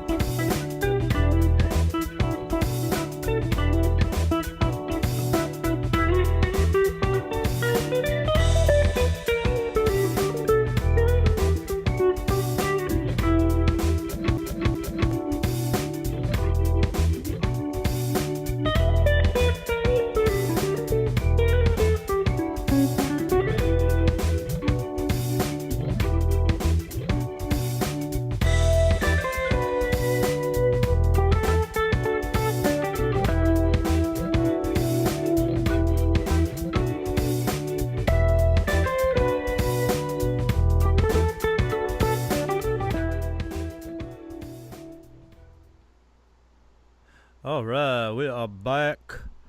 Back. That was a nice, smooth little transition. Was it supposed to be choppy? Because it was like, do. Yeah, that's just funk music. Okay, Funk music. that's cool, man. That's cool. Got a little funk going on. Got that funk going on. Is the image supposed to be frozen like that? On the left? Yeah. Yeah. Okay, because it's like, man, every time I look over there, my eyes are always squinting. No, yeah, I think it's frozen. TJ, you back? TJ? That's TJ? alright. Looks like you're just staring off. I know. Does it? Like his head's tilted. It's like a school photo. Is he frozen or is he? Maybe he's dead. He's dead in the internet world. Oh no, he's just out of sight, out of mind. Means he doesn't exist. Dude, that would be a good X-Files. Out of sight, out of mind. No, a good X-Files would be like if you were like on a FaceTime with someone, and An alien came in. And no, like you died. Like I'm FaceTiming you. You're at your house. I'm at my house, and then I die. Like you see me die in FaceTime, but then you come over to my house because you're worried, and I'm just sitting here. I'm like, dude, what happened to you? oh, it was like an hallucination in the screen. Yeah, but like you're dead somewhere in internet world. Have you ever seen that video? That older guy talking, and then he just dies while he's talking. His eyes roll back, and he just dies. Wait, that's in real life? Yeah, it's a video, and people think because right before that, somebody puts a glass of water down. He takes a drink of the water and then talks, and then his eyes roll back, and he just like passes out and dies. Like somebody thinks that they poison him. It's like a live poison. Who was he? I don't know, just some speaker. I believe he was like an older man with longer. He had a longer beard, and then he had like a turban of some sort on, and then he just dies. Was it an assassination? I have no idea. I didn't look too much into it. I was like, oh fuck, man, that's weird. And then you ever see the guy who was tight roping, and like he's shaking, and he falls to his death? Oh yeah. that's crazy. crazy. You can rewind. He's alive, Dad. You can just see it. His son That's- ended up doing that. That's Like, freaking playing scary. it. That's scary. Yeah, he shouldn't have done it. It was the vibrations on the. Did you cable. ever go to back in the day, rotten.com? Never even heard of it. What? Is it still a thing? I don't even know what it is. Is Dude, it bad? Dude, it's bad. Am I gonna get a virus? What if you go to rotten.com? Yeah. Remember when that was a thing? No, Is that don't go still to a- rotten.com. It's gross. It'll give you nightmares. Is that still a thing? You get viruses okay. from going to websites. Fuck yeah, worse than ever now. Is it? Phishing, dude. People, like, it's so easy for people to get into your computer. If you go to a site that doesn't have good protection and they get into your fucking computer, they can take all your passwords. They can get into your fucking email. They can read your credit cards. That's how people get scammed. Really? What about your phone? Yeah. Same way for your There's phone? this thing called there's this like convention every year called like hackathon or something, and the person, like, they have like a little competition. There's a lot of other stuff that goes on, but one of the last one of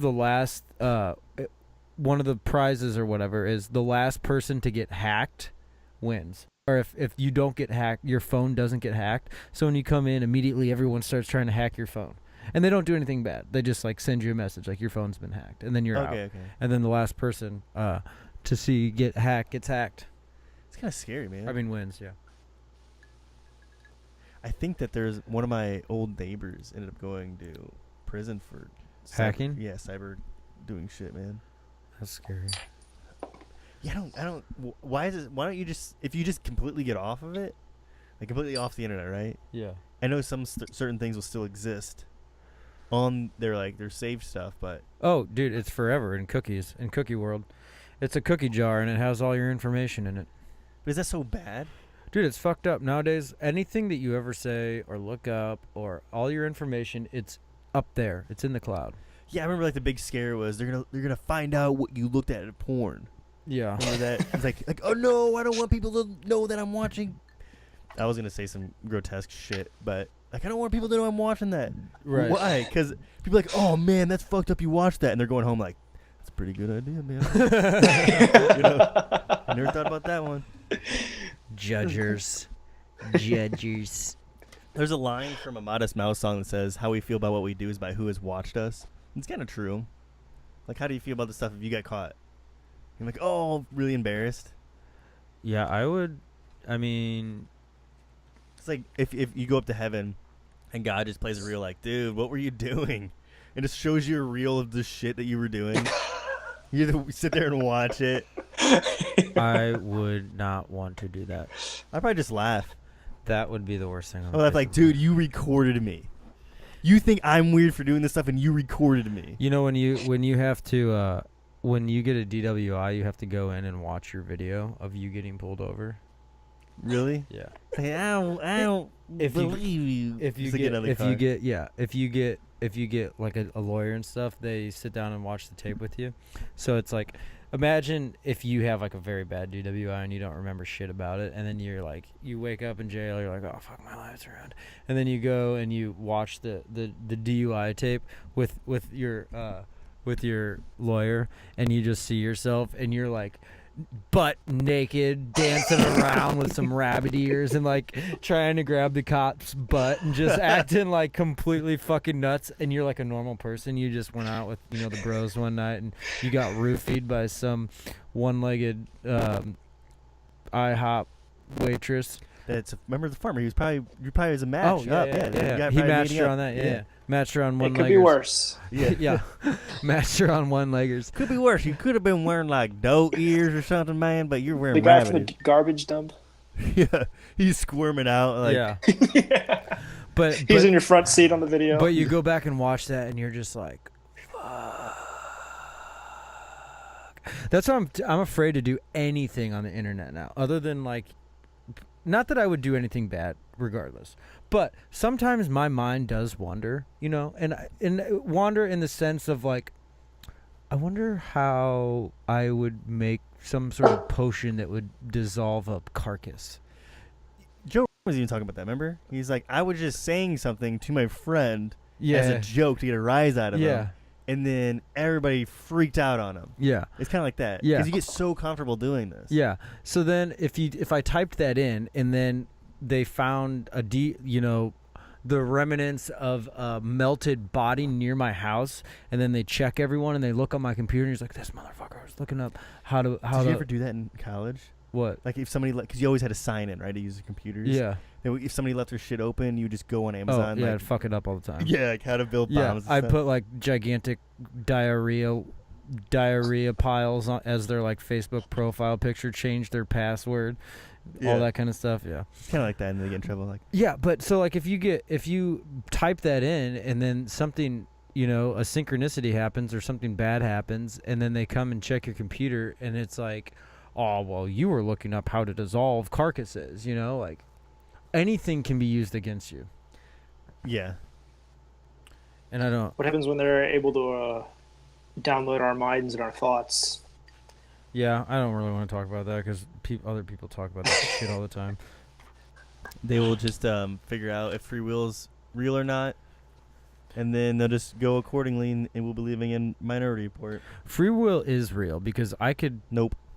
kill you right now if I wanted to. No, you think you have free will because like your brain is telling to kill me, right? It makes you believe that you're gonna kill me. Like you wanted to do Well, I it. would never kill you, but I could if I wanted to. See, right now, because you're exercising your free will to not kill me, right?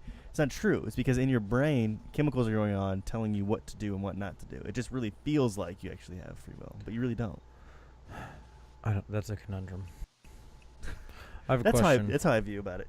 I have a question. Yeah. So I was thinking the other night. I saw a spider in my shower, and it just kind of made me wonder. Did you save it or did you kill it? No, I killed the fucker. Fuck, man, you gotta save those things. It's not. It wasn't like some other spider that eats other spiders. It was I never know if it's a brown recluse or not. Brown recluses had those things. I in their just back. kill all spiders because I automatically think they're poisonous. Yeah, and do you think I'm gonna Well, fucking I'll risk tell it? you. I'll tell you something here. 0% of spiders are poisonous. Less than 1% are venomous. Right, but do you Venomous. think that I'm gonna risk it and get fucking bit and then shoot jizz out of my hand and it look like spider webs for the Dude. rest of my life? I would be so stoked if that happened. I would see if they could stick the thing. No, it would suck. You gotta save them. You would be at the grocery store. I try to save all of them. grabbing some Dunkaroos, and it'd be like, and it would shoot all over your Dunkaroos. I'm like, damn, they still make Dunkaroos. Yeah, or you'd be like, you would be, you know, walking down the street and be like, hey, I know that guy, and it would shoot in his face, and then he'd suffocate from your jizz That's web. just called pre-web. Pre-webbing. Yeah. if you- Sorry, I got my pre-web on you. Just pre-webbing over here. All right, so you saw the spider. Did you and- piss your Did you piss your pants? Nope, just pre-web. Just a little bit of pre-web, you know. No, but it'd be bad. Like if you were, like you would be, it would just hinder a lot of things. Like what if you were like, But you can control it. yeah, though. but what if you were like Pete Townsend? What if you're Pete Townsend and you had, It's like, yeah, and he's spinning his guitar and every time it fucking shoots all over the place. dude, That but would what actually if be cool. you shoot it up and then get it back? Yeah, into that the would air. be badass. Cause then it would be like it'd be like a stage show. You'd be like shooting into like the crowd, and there'd just be spider webs, jizz webs everywhere. What I don't get is how spiders don't get stuck in their own webs, but they can get stuck in Because other their spider feet, webs. their feet have like this like they're like palms of their things. It's like an anti-sticky thing. Yeah, but they can get stuck in other people's webs, other spiders. Because it's not their jizz. I mean, it's not their web. Yeah. Yeah. Okay, so you saw a spider in your Oh shower. yeah, so I saw a spider in you my killed shower. it in cold blood. I killed it and ate it. Because I don't believe in killing things that I'm not going to eat. So when I kill animals, spiders, bugs, anything, I eat it. Anyways, I was gonna say, how often do you kill buttholes? no. You don't need to kill a butthole to eat it. I know, but you say you kill everything and you're gonna eat everything. No, I said I Everything only you kill kill. things that I'm going to eat. I know. So if you don't kill it, But it it's means you're not gonna vice eat versa. it. It's not vice versa. So you can eat things without killing it. Yeah. Hence the buttholes.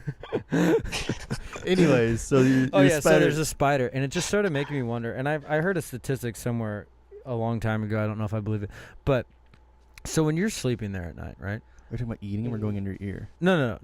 Just a spider. So when you're sleeping and you have loose boxers on, it's hot as fuck, and I can't get comfortable, and it's too hot, and I throw off my blanket. So then you're completely exposed. And people live in older houses and stuff. How many orifices do you think spiders crawl in, or other bugs, in your body? I don't know the percentage, but I know it's a high percentage. Yeah. Like, you ever wake up and like you're groggy and whatever, and you go take a shower, and then you go to your office and you sit down, and you're like, dude, my butthole is like itchy. And you think there's some bug in there? Yeah, or I don't even think that, but you're just like itching, and you're like, God, I'm so itchy. Like, why am I itchy? But I think that your body, the juices in your body would kill whatever bug crawls up there. In your asshole? Well, I'm not saying just your butthole. I'm saying your ears, your mouth, your pee hole, your butthole. I don't know. The ears kind of like worries me because like a mouth, I can just like chomp it and swallow it. But Well, yeah, I think the statistic is like you swallow 1 million spiders a year. it's okay. I'm doing it. What if it's a brown recluse? Brown recluses are huge, dude. I think they can be small. They're small. I always thought they were. There's creepiest spiders though are wolf spiders because they carry their babies on their back. What? Yeah, and what if a wolf spider crawled in your pee hole one night, or it wouldn't fit up there? But what if it crawled in your backside? My asshole? Like if you're like sleeping on your stomach. Yeah, I always sleep on my stomach. Well, I'm just asking, like, what do you think the statistic is of? I hope I had a good time. Welcome to the cave. When I was a kid, What a shitty way to The go out. spider, literally pun intended, the spider would walk up there and be like, "Fuck, man, it stinks in here." like, all right, this was actually pretty good. When I was a kid, I would go to They my wouldn't mom go hungry though. and show her like, "Hey, mom, is this normal?" And I don't know why, but spiders would bite my like dick and balls constantly, dude. What? Yeah, they would just. I would have spider bites all over. I'm like, is this normal? Why are spiders biting my dick? Yeah, but doesn't that just frightens me? Like, so when you're sleeping, you are susceptible.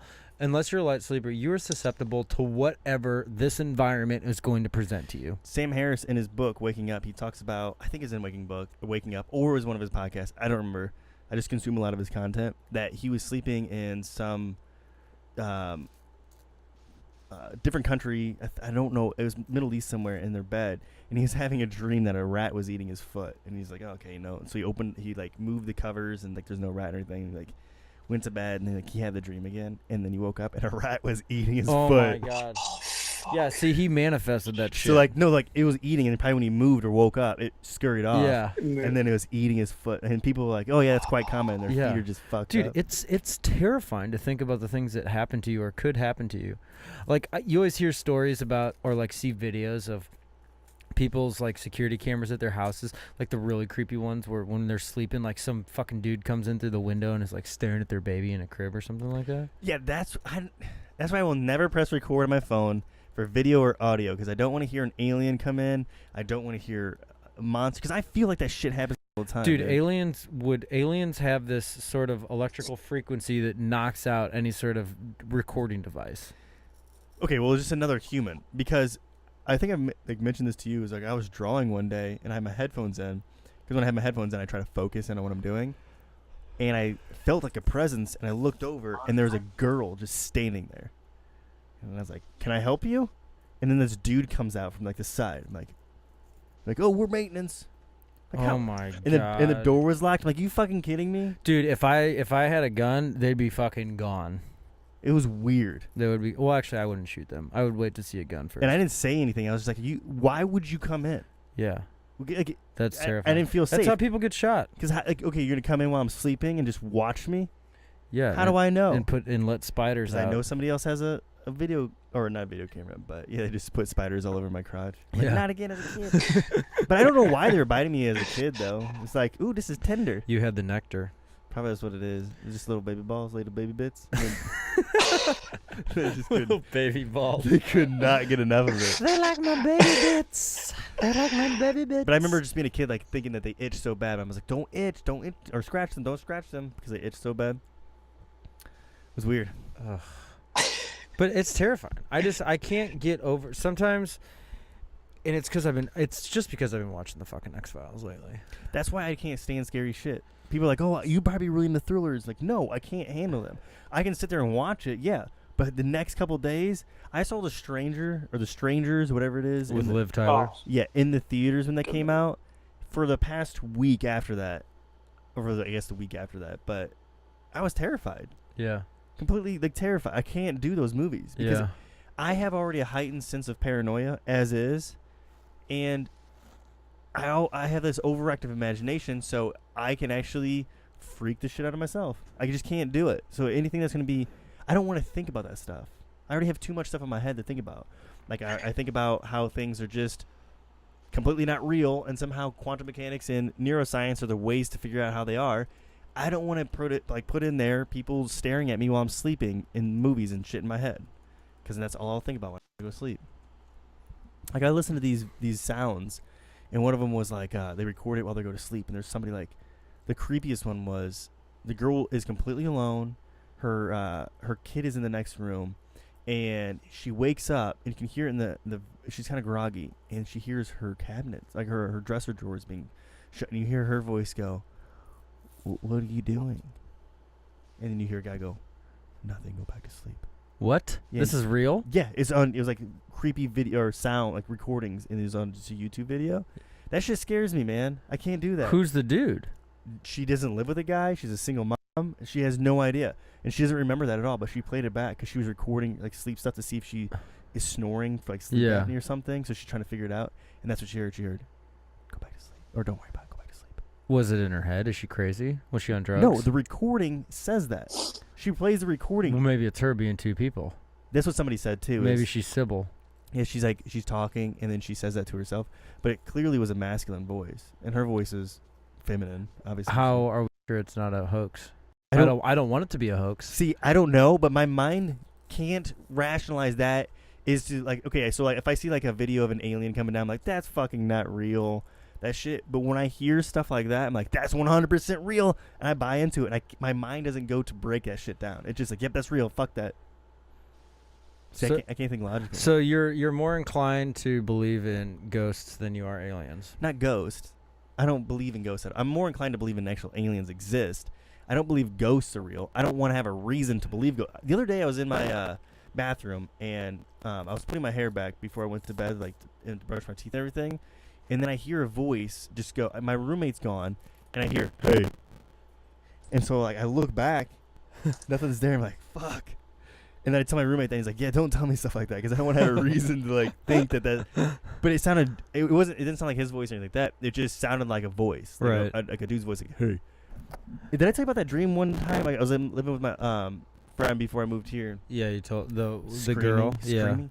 I don't want to believe in that stuff at all. Do you guys, TJ, Barry? Do you guys hear like voices when you're about to go to sleep? Yes, all the time. TJ, do you? No, like in your head or like in your surroundings. No, in your I don't know, in your head, in your head probably. Yeah. Mm-mm. Oh, wait, dude, when I'm reading books, and You I'm don't hear voices? falling asleep. Yeah. I hear like, I mean, what do you like your own thoughts? Like, Well, it could be like I'll describe mine and see if you have these. One is they're incomprehensible of what they're saying sometimes. They're just like loud mutterances of either a girl or guy voice, yeah. or the radio playing. Sometimes you hear the radio playing. That's what mine are, dude. They're fucking radio. Just like broadcasts. Yeah, yeah. Yeah. Like Yeah, you're entering the threshold of the dreaming world, I think. Yeah, but so do you think that our brains are somehow able to pick up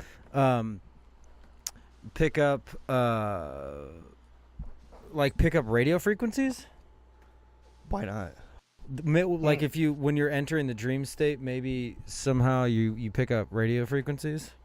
Possibly. Because sometimes when I'm recording music, I'll hear radio waves when I have headphones on. And I'm like, am I the conductor, or is something in the room the conductor? Is there like a ground issue? Maybe that's what so this is why I always think about schizophrenia. I was like, okay, I hear these things, they're just not real. And somebody else is like, I can't deal with this, and that's what oh yeah, you have schizophrenia. And then somehow like, oh yeah, I hear radio sounds, I hear people talking all the time, like that's just 100% normal. Like, no, dude, you are a schizo. Like, you need to get on like medication for that.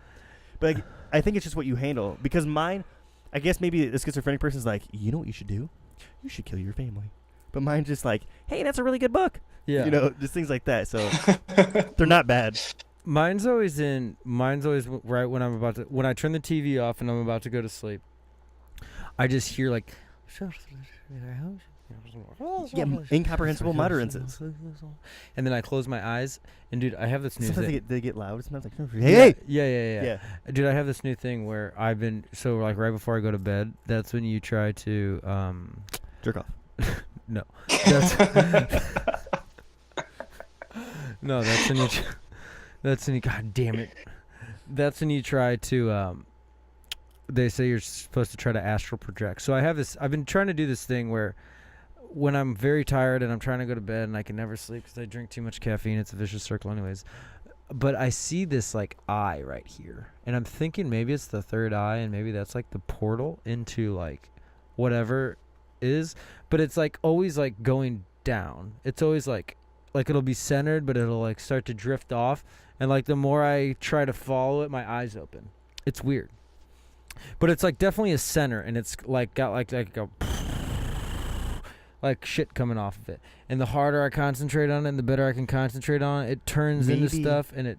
Don't follow it. Have it focus back to you. But it makes weird things happen with my eyes.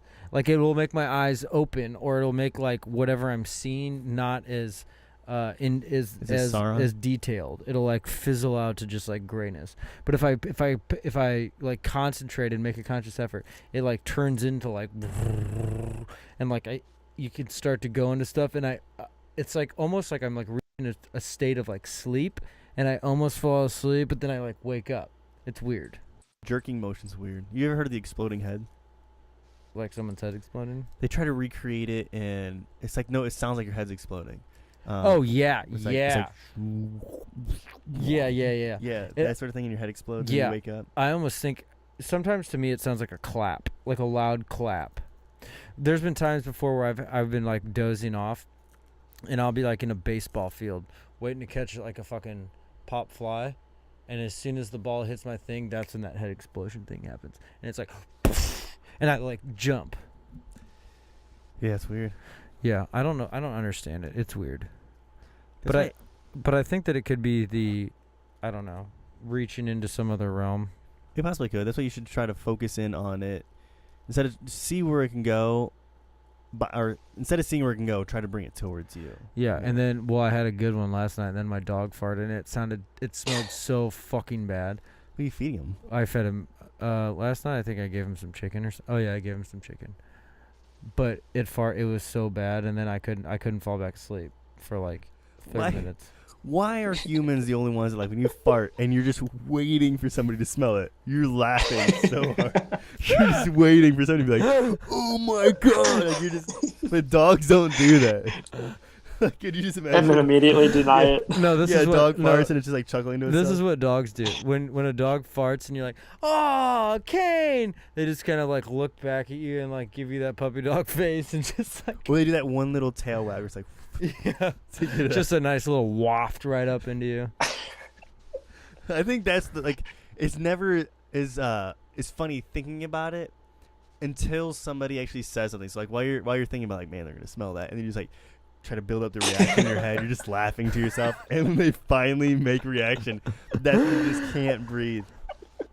Yeah, I remember like when I was a kid, we'd play video games, and we'd always try to like fart and not say anything, to see if somebody else would smell it. And then I remember I was playing GoldenEye or Battle Tanks or something with one of my friends. Farted, and I was just waiting for them to say something, and they didn't say anything. That's when I would immediately ask the question and be like, do you have a smell problem? Does your nose not work? So afterwards, after like the whole thing dissipated, I was like, dude, did you not smell my fart? And he goes, no. That was yours. That's another way to. He's like, I thought mine smelled bad, but I was just. That's another way to filter out the aliens, Andrew. What? So if they don't react to a fart smell, then. Yeah, but what he was saying is they don't have noses. He's like, I thought mine smelled a little weird, so I just sat here enjoying it. You were just enjoying my fart. Basking in your own... Oh, yeah. Dude, even when, like... There'll be times when I'm, like, driving home from somewhere and Mercedes will be sleeping or something, and I'll do it, and I like, look over, and I have to, like, roll my face. I'm just, like... and I have to roll down the window, because when you can't stand your own, it's bad. I don't think there's ever a scenario where I can't stand my own. We're so immature talking about farts. I don't think I'll ever grow out of it, though. Because to me, it's hilarious. No, it is funny. And I think this podcast is turning into more of a comedy hour than an esoteric hour. That's okay. It's a reality observation report. We're reporting on people farting and laughing about it. It's a huge part of reality. Do you ever think that, like, okay, if I'm going to my destination, I'm in my car, I can just fart real quick, and then it just go away, and then No, like, it follows you. no, I'm just saying, like, so you roll You down your walk window. around with the smog. No, it's in your car, and you fart, you roll down your Butt window, smog. and then you're like, okay, the smell's gone, and then you roll the windows back up, and somebody opens the door, and they're just like, oh, hell no, dude, like. Dude, what if you farted so bad and like you're like on the road and like you roll down the window to waft it out and like you like look in your rearview mirror and the car behind you is just vomiting all over the place because it's it up. Yeah, it's somehow like encapsulated in this like methane like bubble. Came And, through like, their AC vents. Yeah, and it goes and it just goes perfectly in their AC vent and the dude's yawning right at that moment and there's. And then You he just start swerving everywhere. And then you like look behind and he throws up and then he fucking crashes into a wall and his car blows up and you're just like, Have you seen Last Man on Earth? no, what's that? Okay, so it's with, Will Forte? Yeah. He's like the last man on Earth, but he's actually not the last man. There's a bunch of different people. Yeah. Well, he ends up finding his brother. This is going to be a spoiler for people, but I have to say this story. So his brother, he finds his brother, and they go back to their old home, and he's got this jar. Will Forte, when he's a kid, he has this jar that he farted into and hurried up and sealed it. Like, really sealed it to see if the fart would leave. And so he decides to open this jar up, and he's slowly opening up. And he's, like, smelling the jar, and he's like, P.U., dude, it smells like a fart. And he's like, dude, you can say farts. And his brother's like, no, I farted. He farted as he opened his jar. And he goes, 20 years of science down the drain. I wanted to know. So, like, by the end of the episode, there's another bottle, and his brother's like, hey, I farted in this jar for you. In 20 years, open it up. Fart jokes will never get old. Some people just can't stand them. Like, they don't think they're funny at all. I just think those are unimaginative people. Do you I think, think or they're just more mature? Even though, like, I think that's bullshit do you because think mature people actually enjoy fart jokes? yeah, I'm sure that there's a mature person that would listen to this that would laugh. No, I'm saying, like, that's a sign of maturity is laughing at farts. Yeah, well, I think that's a sign of you figured out who the fuck you are because you Yeah, it could be a comfortability thing. you loosened the fuck up. I feel like this is not funny. You do not talk about farts. That's disgusting. That is gross. That's not natural. That's just a person that hasn't opened up and they're just not confident in themselves. I feel like the more I mean if you think like when I watch Ram Dass videos, he makes jokes, like tons of jokes. They're not fart jokes and stuff, but he makes jokes. This dude is enlightened to a T, capital E, and he still like makes funny jokes. He's got his shit together. It's okay. I feel like when you're either A, starting to get to a point, or B, like are to a point where like you're figuring it out for yourself, you know, and like you have a strong hold on yourself, you let go. So those kinds of things are funny. You're not so wound up tight, you know? Isn't that what Charlie Chaplin said? He said, to understand, I'm going to probably paraphrase this and butcher it, but to understand comedy, you have to understand your own pain. Yeah. Yeah. You have to be okay with it. Yeah. You have to like to make fun of yourself or to make fun of, you know, to laugh about something Like situations and things. Yeah, that you've experienced. I think that you have to be comfortable with yourself. Laughter is a product of happiness, and you know, dude, I will say, when you can just have that laugh, I don't experience it that often, but when you have that laugh where you just can't stop, and you don't know, like you try to compose yourself and you have to go talk to somebody and you know you can't because you're just going to continuously laugh. Yeah. Like that is the best feeling. Oh yeah. It just keeps playing. Like I can't do that. I can't actually perform in real life now because I'm laughing so hard and I just can't stop. Dude, me and Mercedes get into laughing things like that all the time. I forgot. Oh God. I feel like we were watching something the other day. I don't know if it was like a YouTube video or if it's something our pets were doing or if it was something on the TV, but it was so funny that it's like the laugh when you could quite possibly pee your pants, or like when your ribs hurt and like when you can't breathe. Those are like the best laughs. Yeah. And the only way that you can do that is if you just loosen the fuck up. Did you guys ever used to laugh when you were younger and you got in trouble? All the time. And you didn't know why. All the time. Dude, you didn't know why. I was a class clown. I got put in the corner all the time because we'd be taking a test or something, and I would just let one rip, and everyone would start laughing, and I'd laugh in, and Andrew, you're going to the principal's office, because life is too fucking short to be so fucking serious about things. Laugh, lighten up. Things are funny. Yeah. Yeah. You know, everyone's just so like serious and I'm so mad at this stuff and this thing, and this is not funny. You know, just laugh, laugh, loosen up. People just need to loosen up. It's gonna be okay. Guess what? You're gonna die. Sucks, but That's what I always say. In 100 years, everybody you know and love will be in the ground, including you. yeah, like dude, you're gonna fucking die. Your skin is gonna turn shit. Your hair is gonna fall out. Your bowels are gonna start working. The smell of decomposition will start coming out of your ears and your nose and your eyeballs. You're turning me on, dude. And your body's gonna start venting decomposition, and you're gonna stink, and it's gonna be disgusting. So, and that's gonna happen, and it's gonna be in the grand scheme of time, we are a blip. Yeah. Boop, in and out. Hey, I'm gonna go to the bathroom real quick. You guys can just Okay. for a second. Yeah, we are in and out of this lifetime in a blip, and I just think people need to stop taking it so damn seriously and laugh. I mean, obviously there's things that you can take seriously. There are Yeah, there's a time and a place for everything. Yeah, you can be serious. Obviously there's certain things that you need to be collective as, like a funeral or a serious meeting or a serious conversation with someone. But I just think that a lot of people need to lighten the fuck up, especially people that are in like position power, like positions of powers of position. They think they need to be more serious because they're your boss or they're higher up or something. Right. They've been given the title of I'm above these people, so I have to be serious and I have to be mean, and I can't laugh at fart jokes. But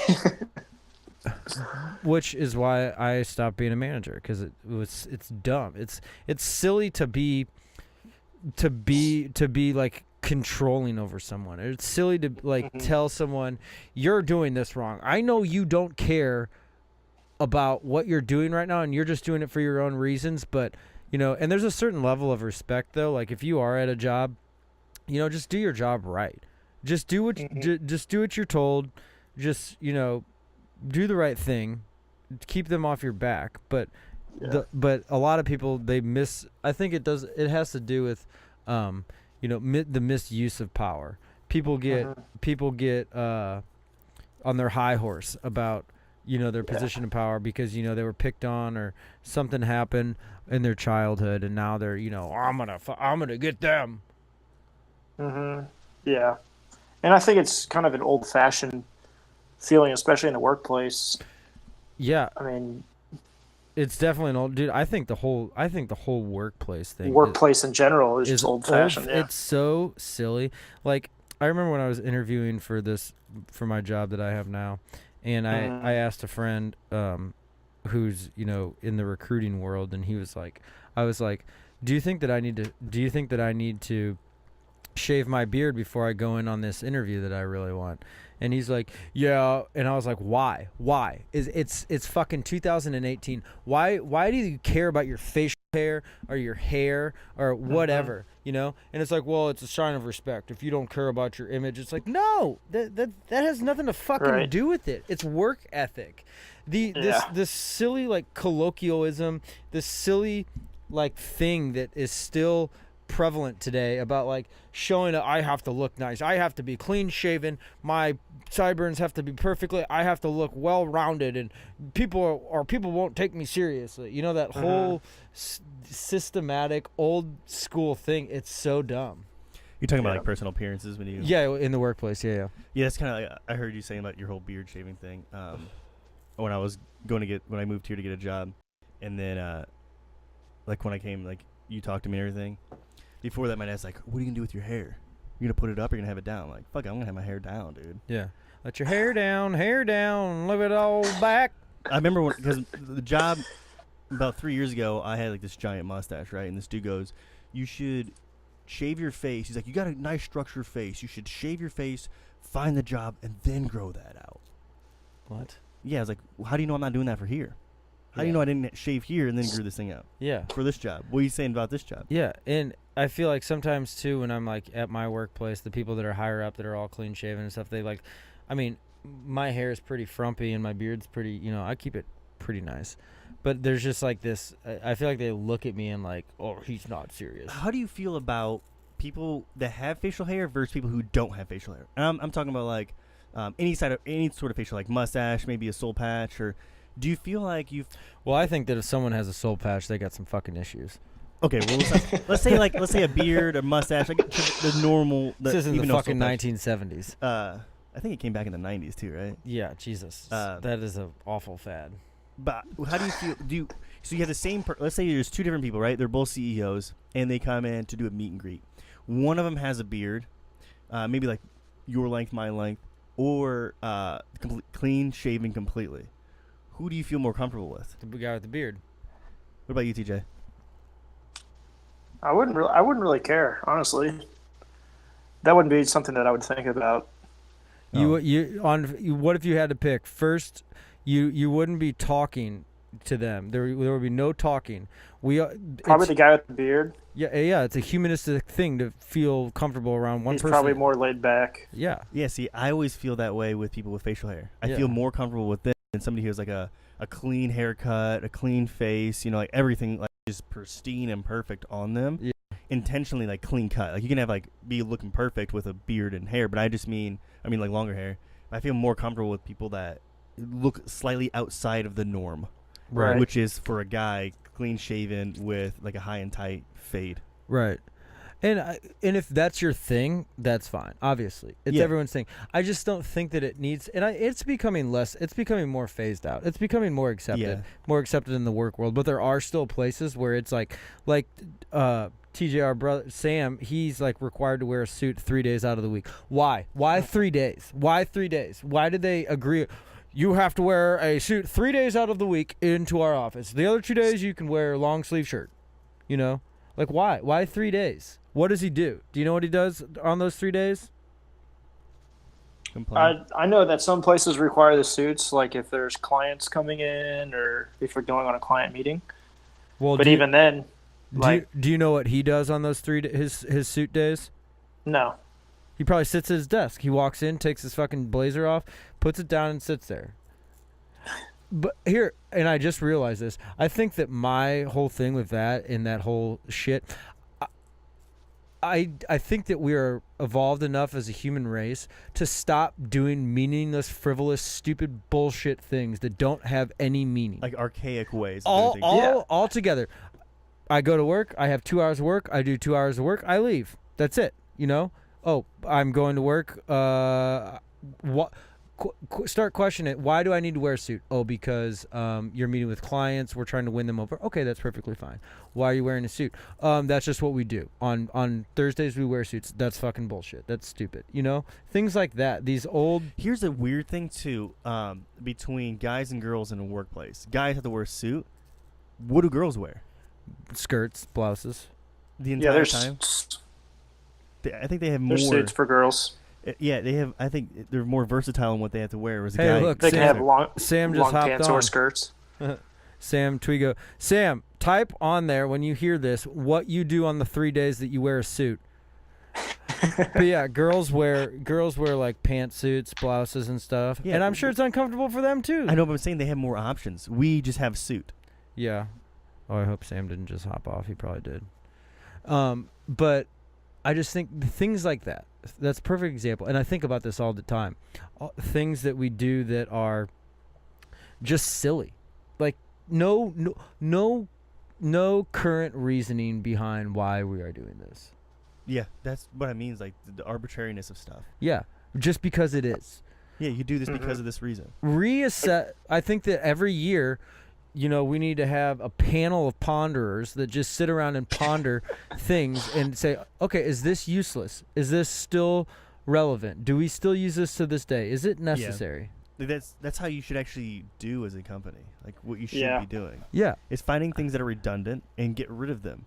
Finding things that are useless and get rid of them. Finding things that are outdated and get rid of them. Right. The whole idea is to be I think is a business. I could be wrong. Unless you're a non-profit and you take all the profits and they go somewhere else, where you just take, in order to keep your operation going, that's fine. Like the Newman's company. Where Sam just commented. Like that sort of thing. He said the same shit I do on days I don't wear suits. Yeah, exactly. So what's the difference? I have no idea. Like, Well, yeah, and like at my job on Fridays we get to wear shorts. Well, why can't we wear shorts every day? What is special about Friday? dude, you should wear the highest shorts you Oh, can. Mercedes imagine. just bought me these new Lululemon shorts, and they're probably like up to here. I'm gonna wear those and some flip flops Dude, those are too long. and a tank top. You need to pull them up higher. I'm gonna Dale Gribble it. So you're talking about flip flops, right? Do you on sandals? Do you like flip flops or those Jesus sandalback sandals? I'm glad you asked me, Barry. Here's my take on sandals. Unless you're at a fucking beach, don't fucking wear sandals if you're a dude. Our feet are disgusting. They are disgusting, nasty, dry, lamisil fucking toes, and they're just Andrew, those are your feet, man. okay. So maybe I'm just self-projecting. No, but here's the thing. Sandals are made for a beach. Sandals were made in Greek time. We've come a long way in the shoe day for sandals. Unless you know, I can't get on board with sandals. What about Crocs? Yeah, those are fine. But here, okay, sandals maybe in shorts, whatever. You're not on fucking vacation though, all right? Unless you're on vacation, going down to the beach and it's hot, you can wear sandals. Here's another thing. If you're wearing jeans and you're wearing sandals, you're a fucking asshole. You are an asshole. Why are you wearing long pants and exposing your feet? What about if This you wear isn't- socks with them? Oh, then you're a bigger asshole. Are you a ninja in fucking training? You're wearing Okay, flip-flop I'll thongs? okay, so somebody's got shorts on. They got calf-high white socks and those sandals that like the Velcro on them. Oh my! Well, they're probably That's how we used to dress before basketball games. yeah. in high school. They're aliens. Unless you're being funny, you know. No, they're dead serious. Unless you're old. If I you're was gonna say old. What about yeah, you? For if old? you're old and you're retired and you just are like fuck it, that's fine. But when you're 19 to 45 and you're wearing flip flops out and about. It's disgusting, especially at restaurants. And then you got the fuckers that come into restaurants And in take them flip off. flops and take them off and put their feet up on booths. And like literally, that foot is a foot away from your mouth. I think- And you're wearing flip flops. Do you know what kind of shit your foot picked up when you walked into here? There's birds and animals that defecate outside in the parking lot. You probably just got a little bit of poop on your toe, and then you're gonna take your foot off, put it up on your booth, and you're within 2 feet of your mouth, and that poo particle is gonna fly around the restaurant now because you're gonna fly. And then you got nail files and your dead fucking toe skin on the restaurant, and then someone else is gonna come up there and eat. Somehow it's gonna jump on the table, and it's gonna jump in that person's mouth, and you don't know what you got on your feet. I think I'm gonna start wearing flip flops. Not flip flops, but sandals with socks, like high socks. Dude, I'm telling you, if my toes, I have disgusting toes. I don't know what happened. I ran around barefoot when I was a kid. Barefoot's They're fine, by the bad. way. Barefoot's fine. Either shoes or barefoot. See, I wore sandals in the apartment because I don't want to touch that carpet with my bare feet. Well, yeah, that's your house. Yeah. That's fine. But don't subject people. Oh, because you want to be comfortable. Yeah. So you're going to make other people uncomfortable. Okay, so you're wearing rhinestone jeans and flip flops. Oh, my fucking God. You Then, could just not look at their feet. yeah, okay, I'm going to walk around the street. I'm not going to look at the street. I'm not going to look at trees. That's the same thing. No, I just think it's absolutely absurd. What about if you're going to a festival? A music festival? Yeah. I don't know. That's different. No, it's still unacceptable. Like flip flops you can't wear at festivals? No, just wear shoes. It's more safer. What But if what if it's like rainy? Okay, well here's the thing. So you're walking around at fucking Bonnaroo. You're all hopped up on marijuana. You're stoned, dude. You're wearing flip flops. I'm just living the weekend. Boom! Syringe, HIV on the heroin syringe in the back of your foot. You have AIDS now. Was it really worth being comfortable with those flip flops? Was it worth it? You're subjecting your feet to the outside. You know how Bob Marley died? By not getting his toe cut off? Yeah, cancer of the foot. You know, he probably got that cancer Wearing flip flops? wearing flip flops. I'm telling you, man. You don't wear. Okay, here's a scenario. Somebody's wearing. Would you be friends with this person? Rhinestone jeans, flip flops, and they're banging out to 311. Absolutely fucking not. I would think that they actually, you know what? But they have a beard. I would Yeah, hang out they with them. would. I would hang out with them because that is my manifestation of a loser. That's your negative zone version. of That you? that would I would have manifested that person. That is the bane of my existence. That Or they're just, instead of listening to it, they just have the shirt on. This is like, I love 311. yeah, I would just walk away. I would if I found out they lived near me, I'd move away. I would burn my There's- house and all my It's belongings. a whole community of Yeah, people that because wear they're flip-flops. probably. You know what? Actually, you know what I would do? I'd fart into a pillow and wrap it around their head and see if they got pink eye. Because I And that- guarantee they'd that be an alien. person's an alien. Yeah, it's gonna get pink eye. No, I just. And the more I talk about it, the more I see how absurd it is to have this phobia of Yeah, I never- flip flop, I don't- flopophobia. So I don't really care about sandals, flip flops. That doesn't bother me at all. Feet don't bother me at all. Birkenstock, Jerry Garcia style Birkenstock sandals. Yeah. You're a little bit covered. I don't understand the croc movement. Why not? They're easy to put on. They just remind me of like, There are sandals and flip flops. it's like a weird hybrid version. It's like a marshmallow. I don't know how to.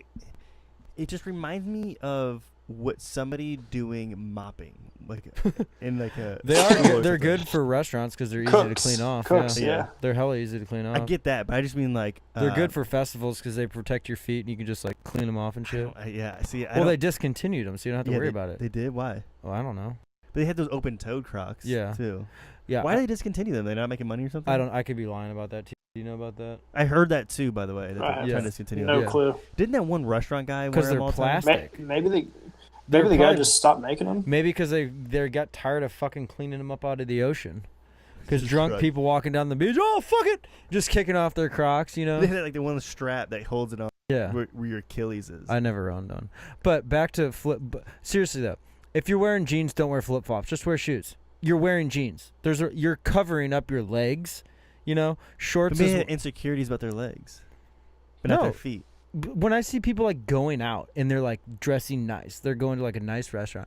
They have like a nice button-down polo shirt. Their hair's all done up, and they have these dark jeans on. Then there's flip flops. Old Navy fucking $1 thong flip flops. Those ones just pull your toe hairs out. Those I ones just are don't bad understand. ones. I don't understand. It's disgusting.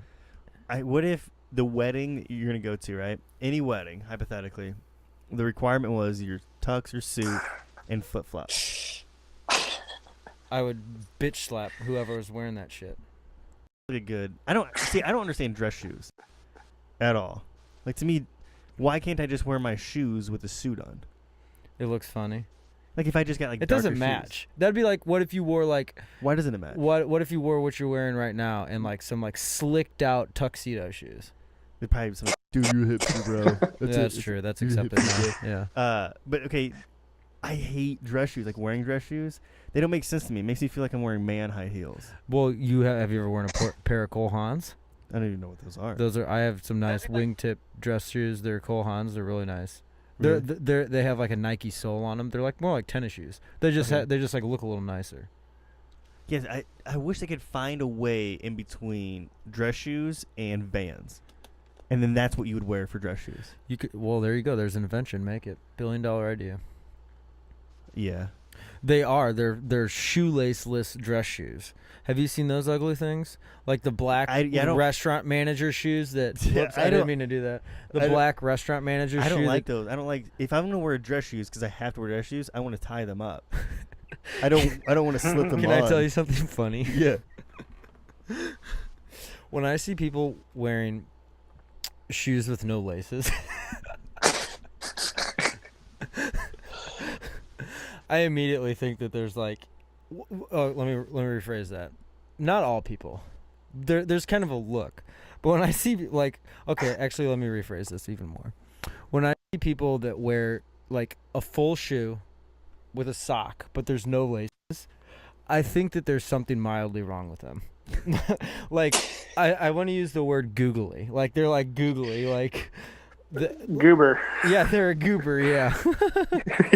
Like they're just not all well put They're- together. Yeah. Like mentally. There's like, yeah, there's like something like something weird, like they eat their boogers or something.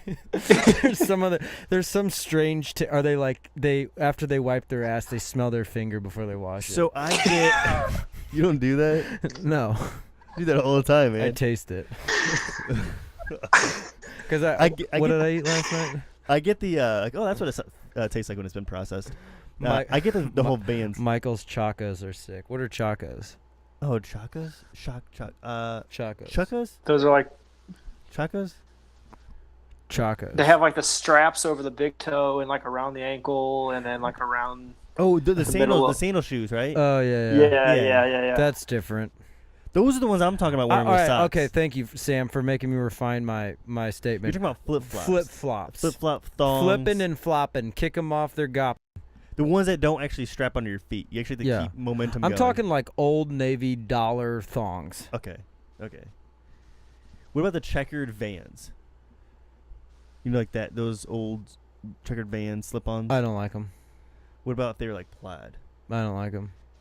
I don't like shoes without laces. That's just my bias. Yeah, I always like to wear laces with my shoes, but Something weirds me out. The person is not aerodynamically set. They're not symmetrical. There's something very unsymmetrical, unaerodynamical about shoes with no laces. I used to have I feel like they're not steering clear. a pair of these plaid Van slip-ons because they were $10. And I was like, I'm definitely wearing Yeah, those. I mean, when I go to the pool, I wear Birkenstocks, like the clog Birkenstocks.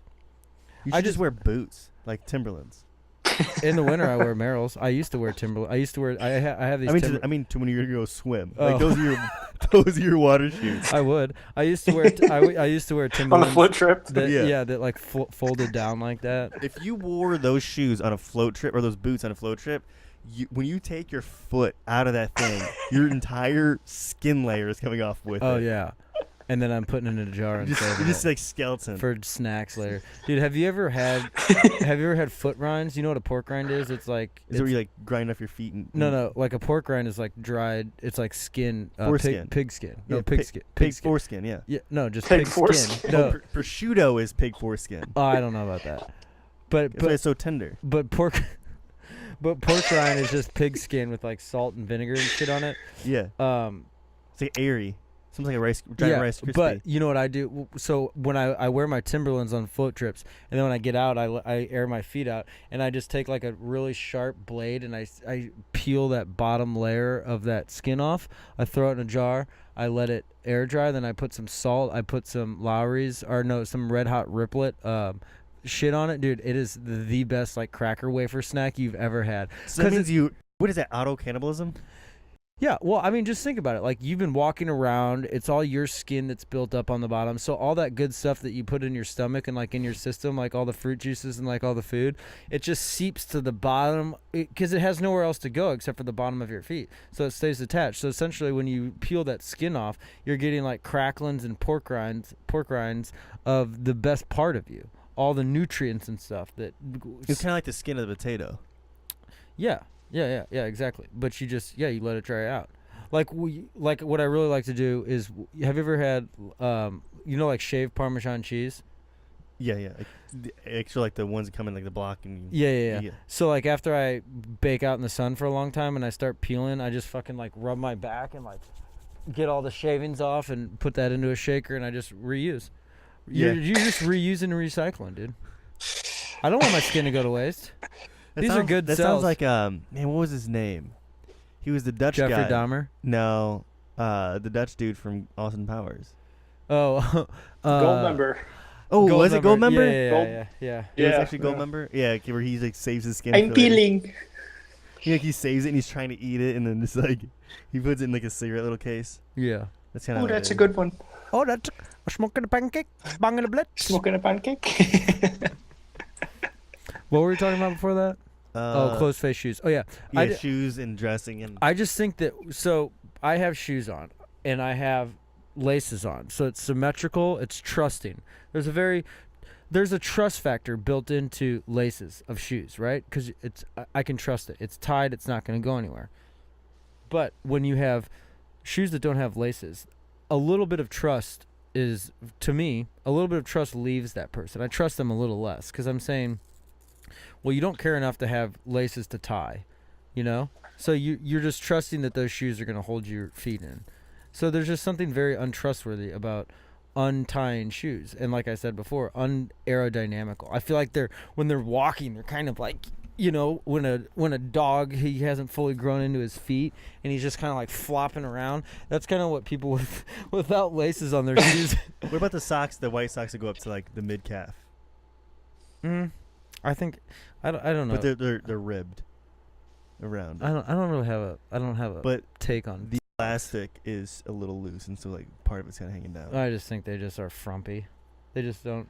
I don't know why, but if you have socks that go over, I don't like white socks because I feel like they're made weird. But I feel like over the ankle, like where they just kind of go up to here, is a little weird. Yeah. Well, here's the thing about white socks. White socks are made from age 3 to age 7, 8ish, and then from age 70 till end. Nowhere in between should a normal person be wearing white socks. Just regular white socks. Unless you're fucking Michael Jackson and you can dance like that and sing like that. Wait, What about like the Nike gym socks? Have some color on it. Yeah, you gotta get some like dark gray, some black, some blues. Don't even go to Target and buy those Hanes just all white. Just where it's like a bunch. I don't know why they do this, but with those socks, they put a bunch of cushion exactly where you don't want them to be. Yeah, up around above your ankle.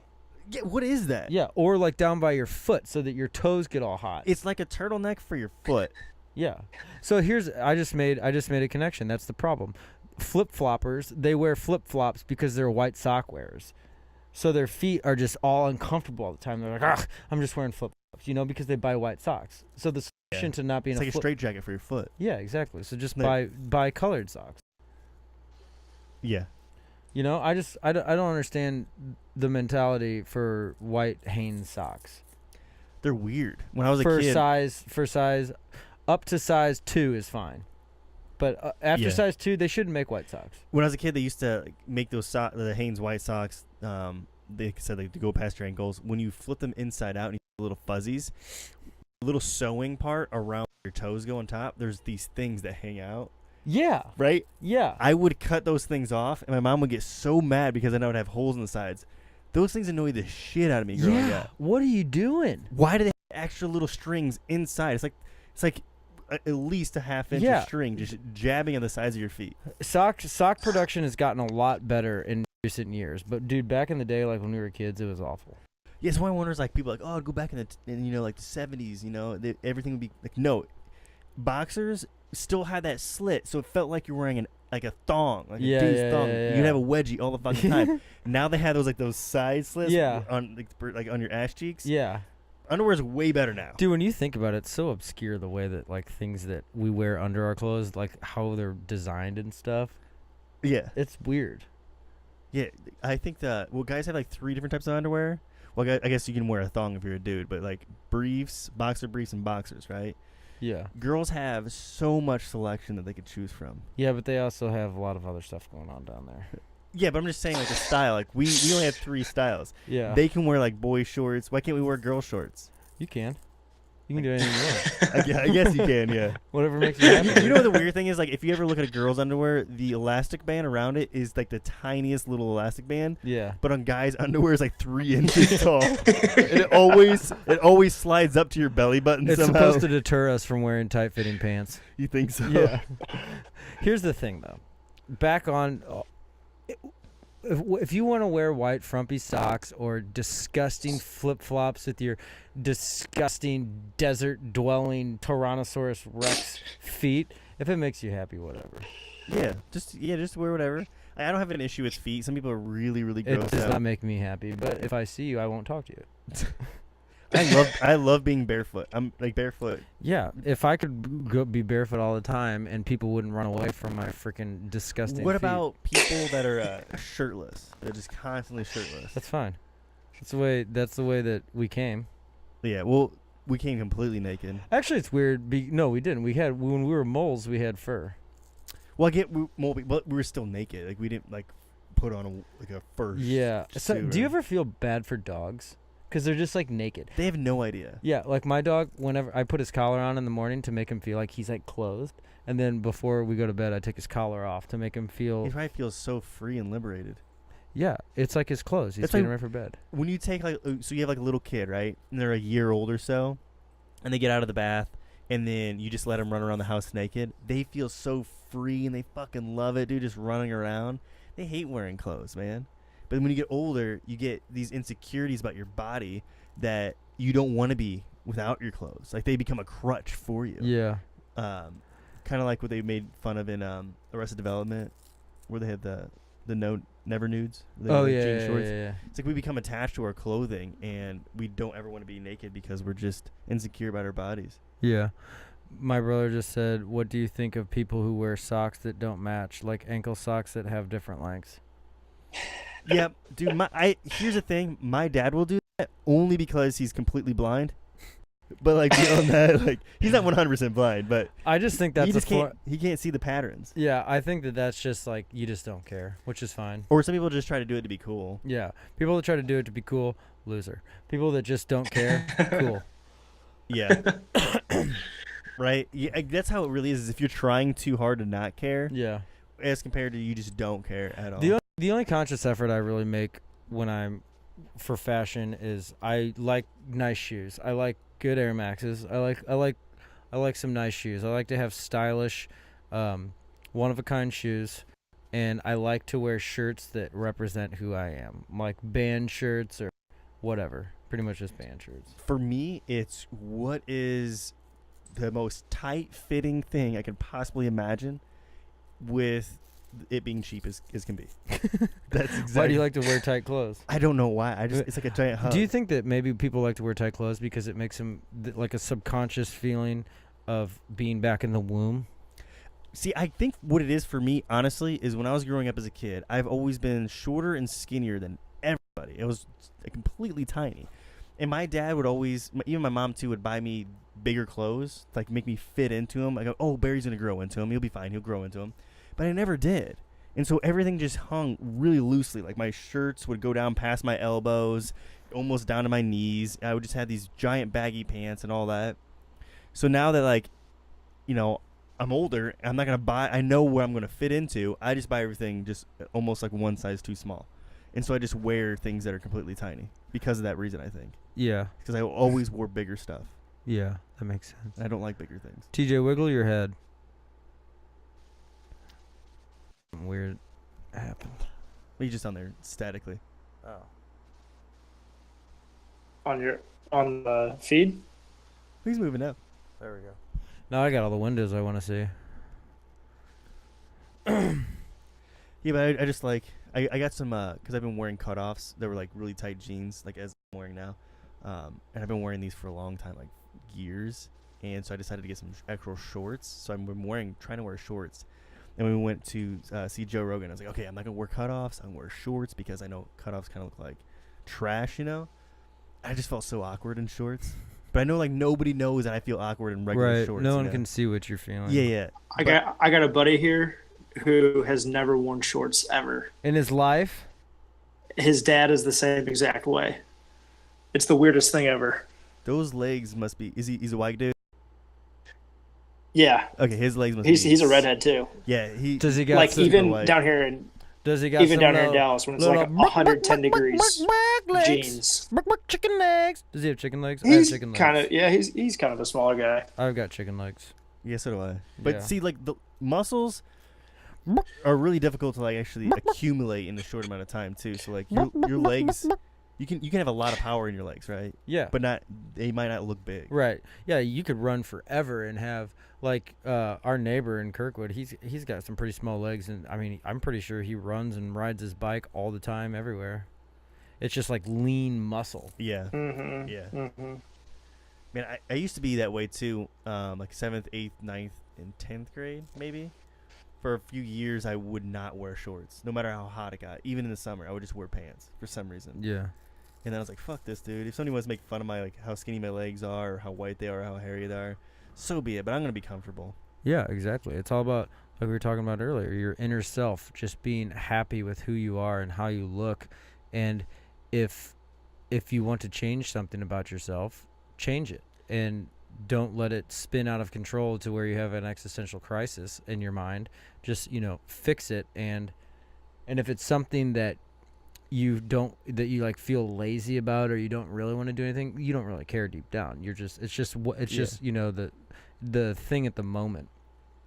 That's what I've been figuring out. It's like I want to do all these things, and I get really bothered when I don't do all these things, and then I just think, I'm like, well, maybe I just don't really want to do them. If I get rid of like coloring the comic, it's like I really like doing that, but it was just like another thing for me to take on, and it's like, well, when it's not fun, and it feels like I was saying, like that's why I was like, I'm just gonna try these gray tones. Yeah, it's like I fucking loved it, dude. Yeah, exactly. And then be like, okay, that's what I'm supposed to be doing. Yeah. Not supposed to be coloring, because if I hated it and you hated it, that's not what we're supposed to be doing. Right. And like with music, a lot of times I'll be like trying to make a song, and I think that I subconsciously / a little bit consciously want to make it sound like another song, and when it doesn't, I get pissed off and it doesn't work.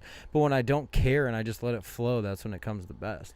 I think it's all about, I think part of it, getting there to that place, is just like being aware of like what it actually is that you want, and being comfortable with it, and saying no to the things that you don't really want, that, and really question the reasons. Like, why do you want to have an 8-pack and weigh this much? Do you really want to go to the gym 8 days a week and eat food that has no taste, or and be hungry all the time? Like, why do you want to do that?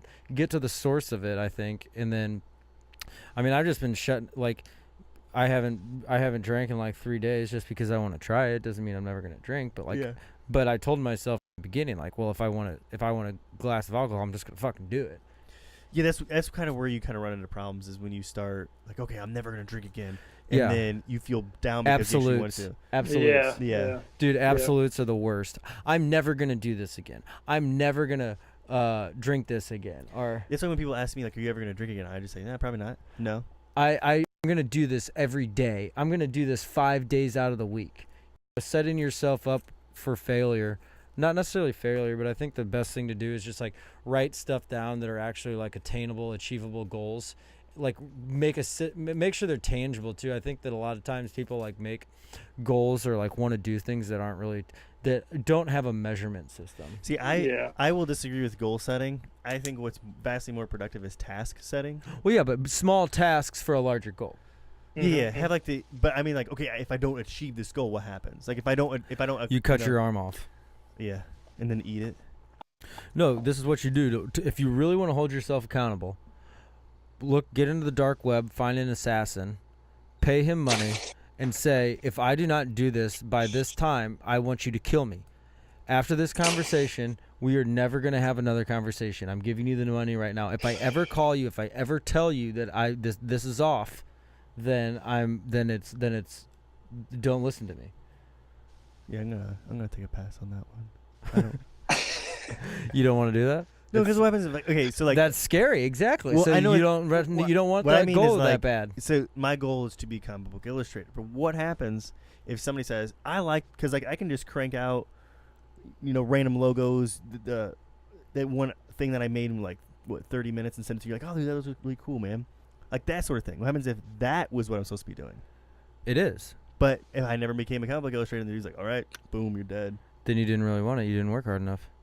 Well, I don't think that's necessarily true. I just think that your priorities and goals can switch over to what provides the most beneficial thing for you. Kind of like, I think that if you want something bad enough, you'll make it happen and do anything in your power to make it happen. Or you'll die trying. Yeah. I guess so. I mean, I know that's a very like absolute way to look at it, but I think that that's the truth. I think that if you want anything bad enough, you can truly make it happen. Yeah. But I also think but it has to be within a certain, I want to grow wings and fly tomorrow. Well, then you don't have free will. That's not realistic. It's genetically not real or not possible. I mean, like, if you can't accomplish being whatever, right, as a soccer player, well, it's because you didn't have free will. You didn't have enough free will to exercise. There's certain constraints and everything. Have you heard these? There are these weird Spotify commercials where it's like, all Jenny wanted to do was be a soccer player. And so she was bouncing the soccer ball off the wall. And then her boss came out and said, will you stop doing that? It's just like I forget what it's about, what type of ad it's trying to sell, but it's basically like Jimmy wanted to be a baseball player. And when he first stepped on that field, he realized something that he's not a baseball player, basically. Yeah. It's just like these dreams that these people have, and they just get shut down. Like, what kind of ad is this? Well, that's the whole thing with like that we've talked about before. Like when you're a little girl when you're a little girl or a little boy and you're singing and your mom's like, "Shut up, you sound like shit." You're never gonna sing again. Yeah, You'd have a complex. Yeah, but there's also probably like an adverse effect of like, oh my god, he sounds so good. Jesus. You know? Bob Dylan. Yeah. No, Bob Dylan, he was more about a poetry. Yeah, he made that shit work. You know, honestly, if it was not for Bob Dylan, Jimi Hendrix would have never been a singer too. Yeah. Because he heard Bob Dylan. And he's like, Bob Dylan can do it, I can do it. Yeah. We should wrap this up. Sounds good, dude. So Facebook land, if anyone's listening, check us out on reality or podcast.com right here. You can follow us on Twitter, follow us on YouTube, follow us on Facebook. You see how I got that up there? Yeah, I saw it. It's like, follow us here. Here, yeah. Right here. On Facebook, Twitter, YouTube. This video will be on YouTube. Hopefully. Whoa, dude, you gotta hold it. You gotta build website. This is just the This is just the beginning of the videography section. Eventually, this thing will be entirely filled with ads. Hopefully, we're gonna build our own. We're gonna.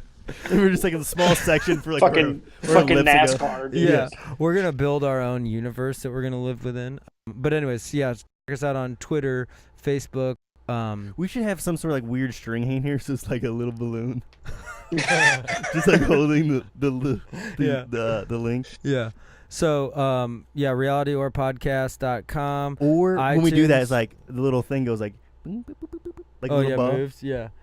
iTunes, Spotify, Instagram, Twitter, Facebook. I know you said all these before. I'm just interrupting because Yeah. I'm having fun. I realized that thing was there, but then Tell your friends, share, please. We're gonna start. Oh yeah, Barry and I are. We got a new comic, or it's not new. We wrote it a long time ago. Barry just finished it up because we were talking about how we hated coloring, and I was doing some zip. So we got our filters. first chapter of our comic called Paradise Future. We're gonna put that. We might start a Patreon, and if you want to give $1, you can check out the comic, get some extended material. We're kicking around that idea if anyone would actually pay any money for all this shit. But it would be cool, It would be fun. We could get some more content from us rather than just hearing our lovely voices. So that you have something to do at your 9 to 5. It's more rabbit holes to crawl down and stuff like that. Because the mundane 9 to 5 is so fucking boring that I know we're all looking for stuff. So yeah. Thank you to TJ for sitting this one in with us again. Yeah, actually. Absolutely. Thanks for having me, guys. Yeah. It was Love fun. talking about fart and poop in life. Yeah. Yeah. All right. Anything else? I think that's it. Adios, amigos. All right.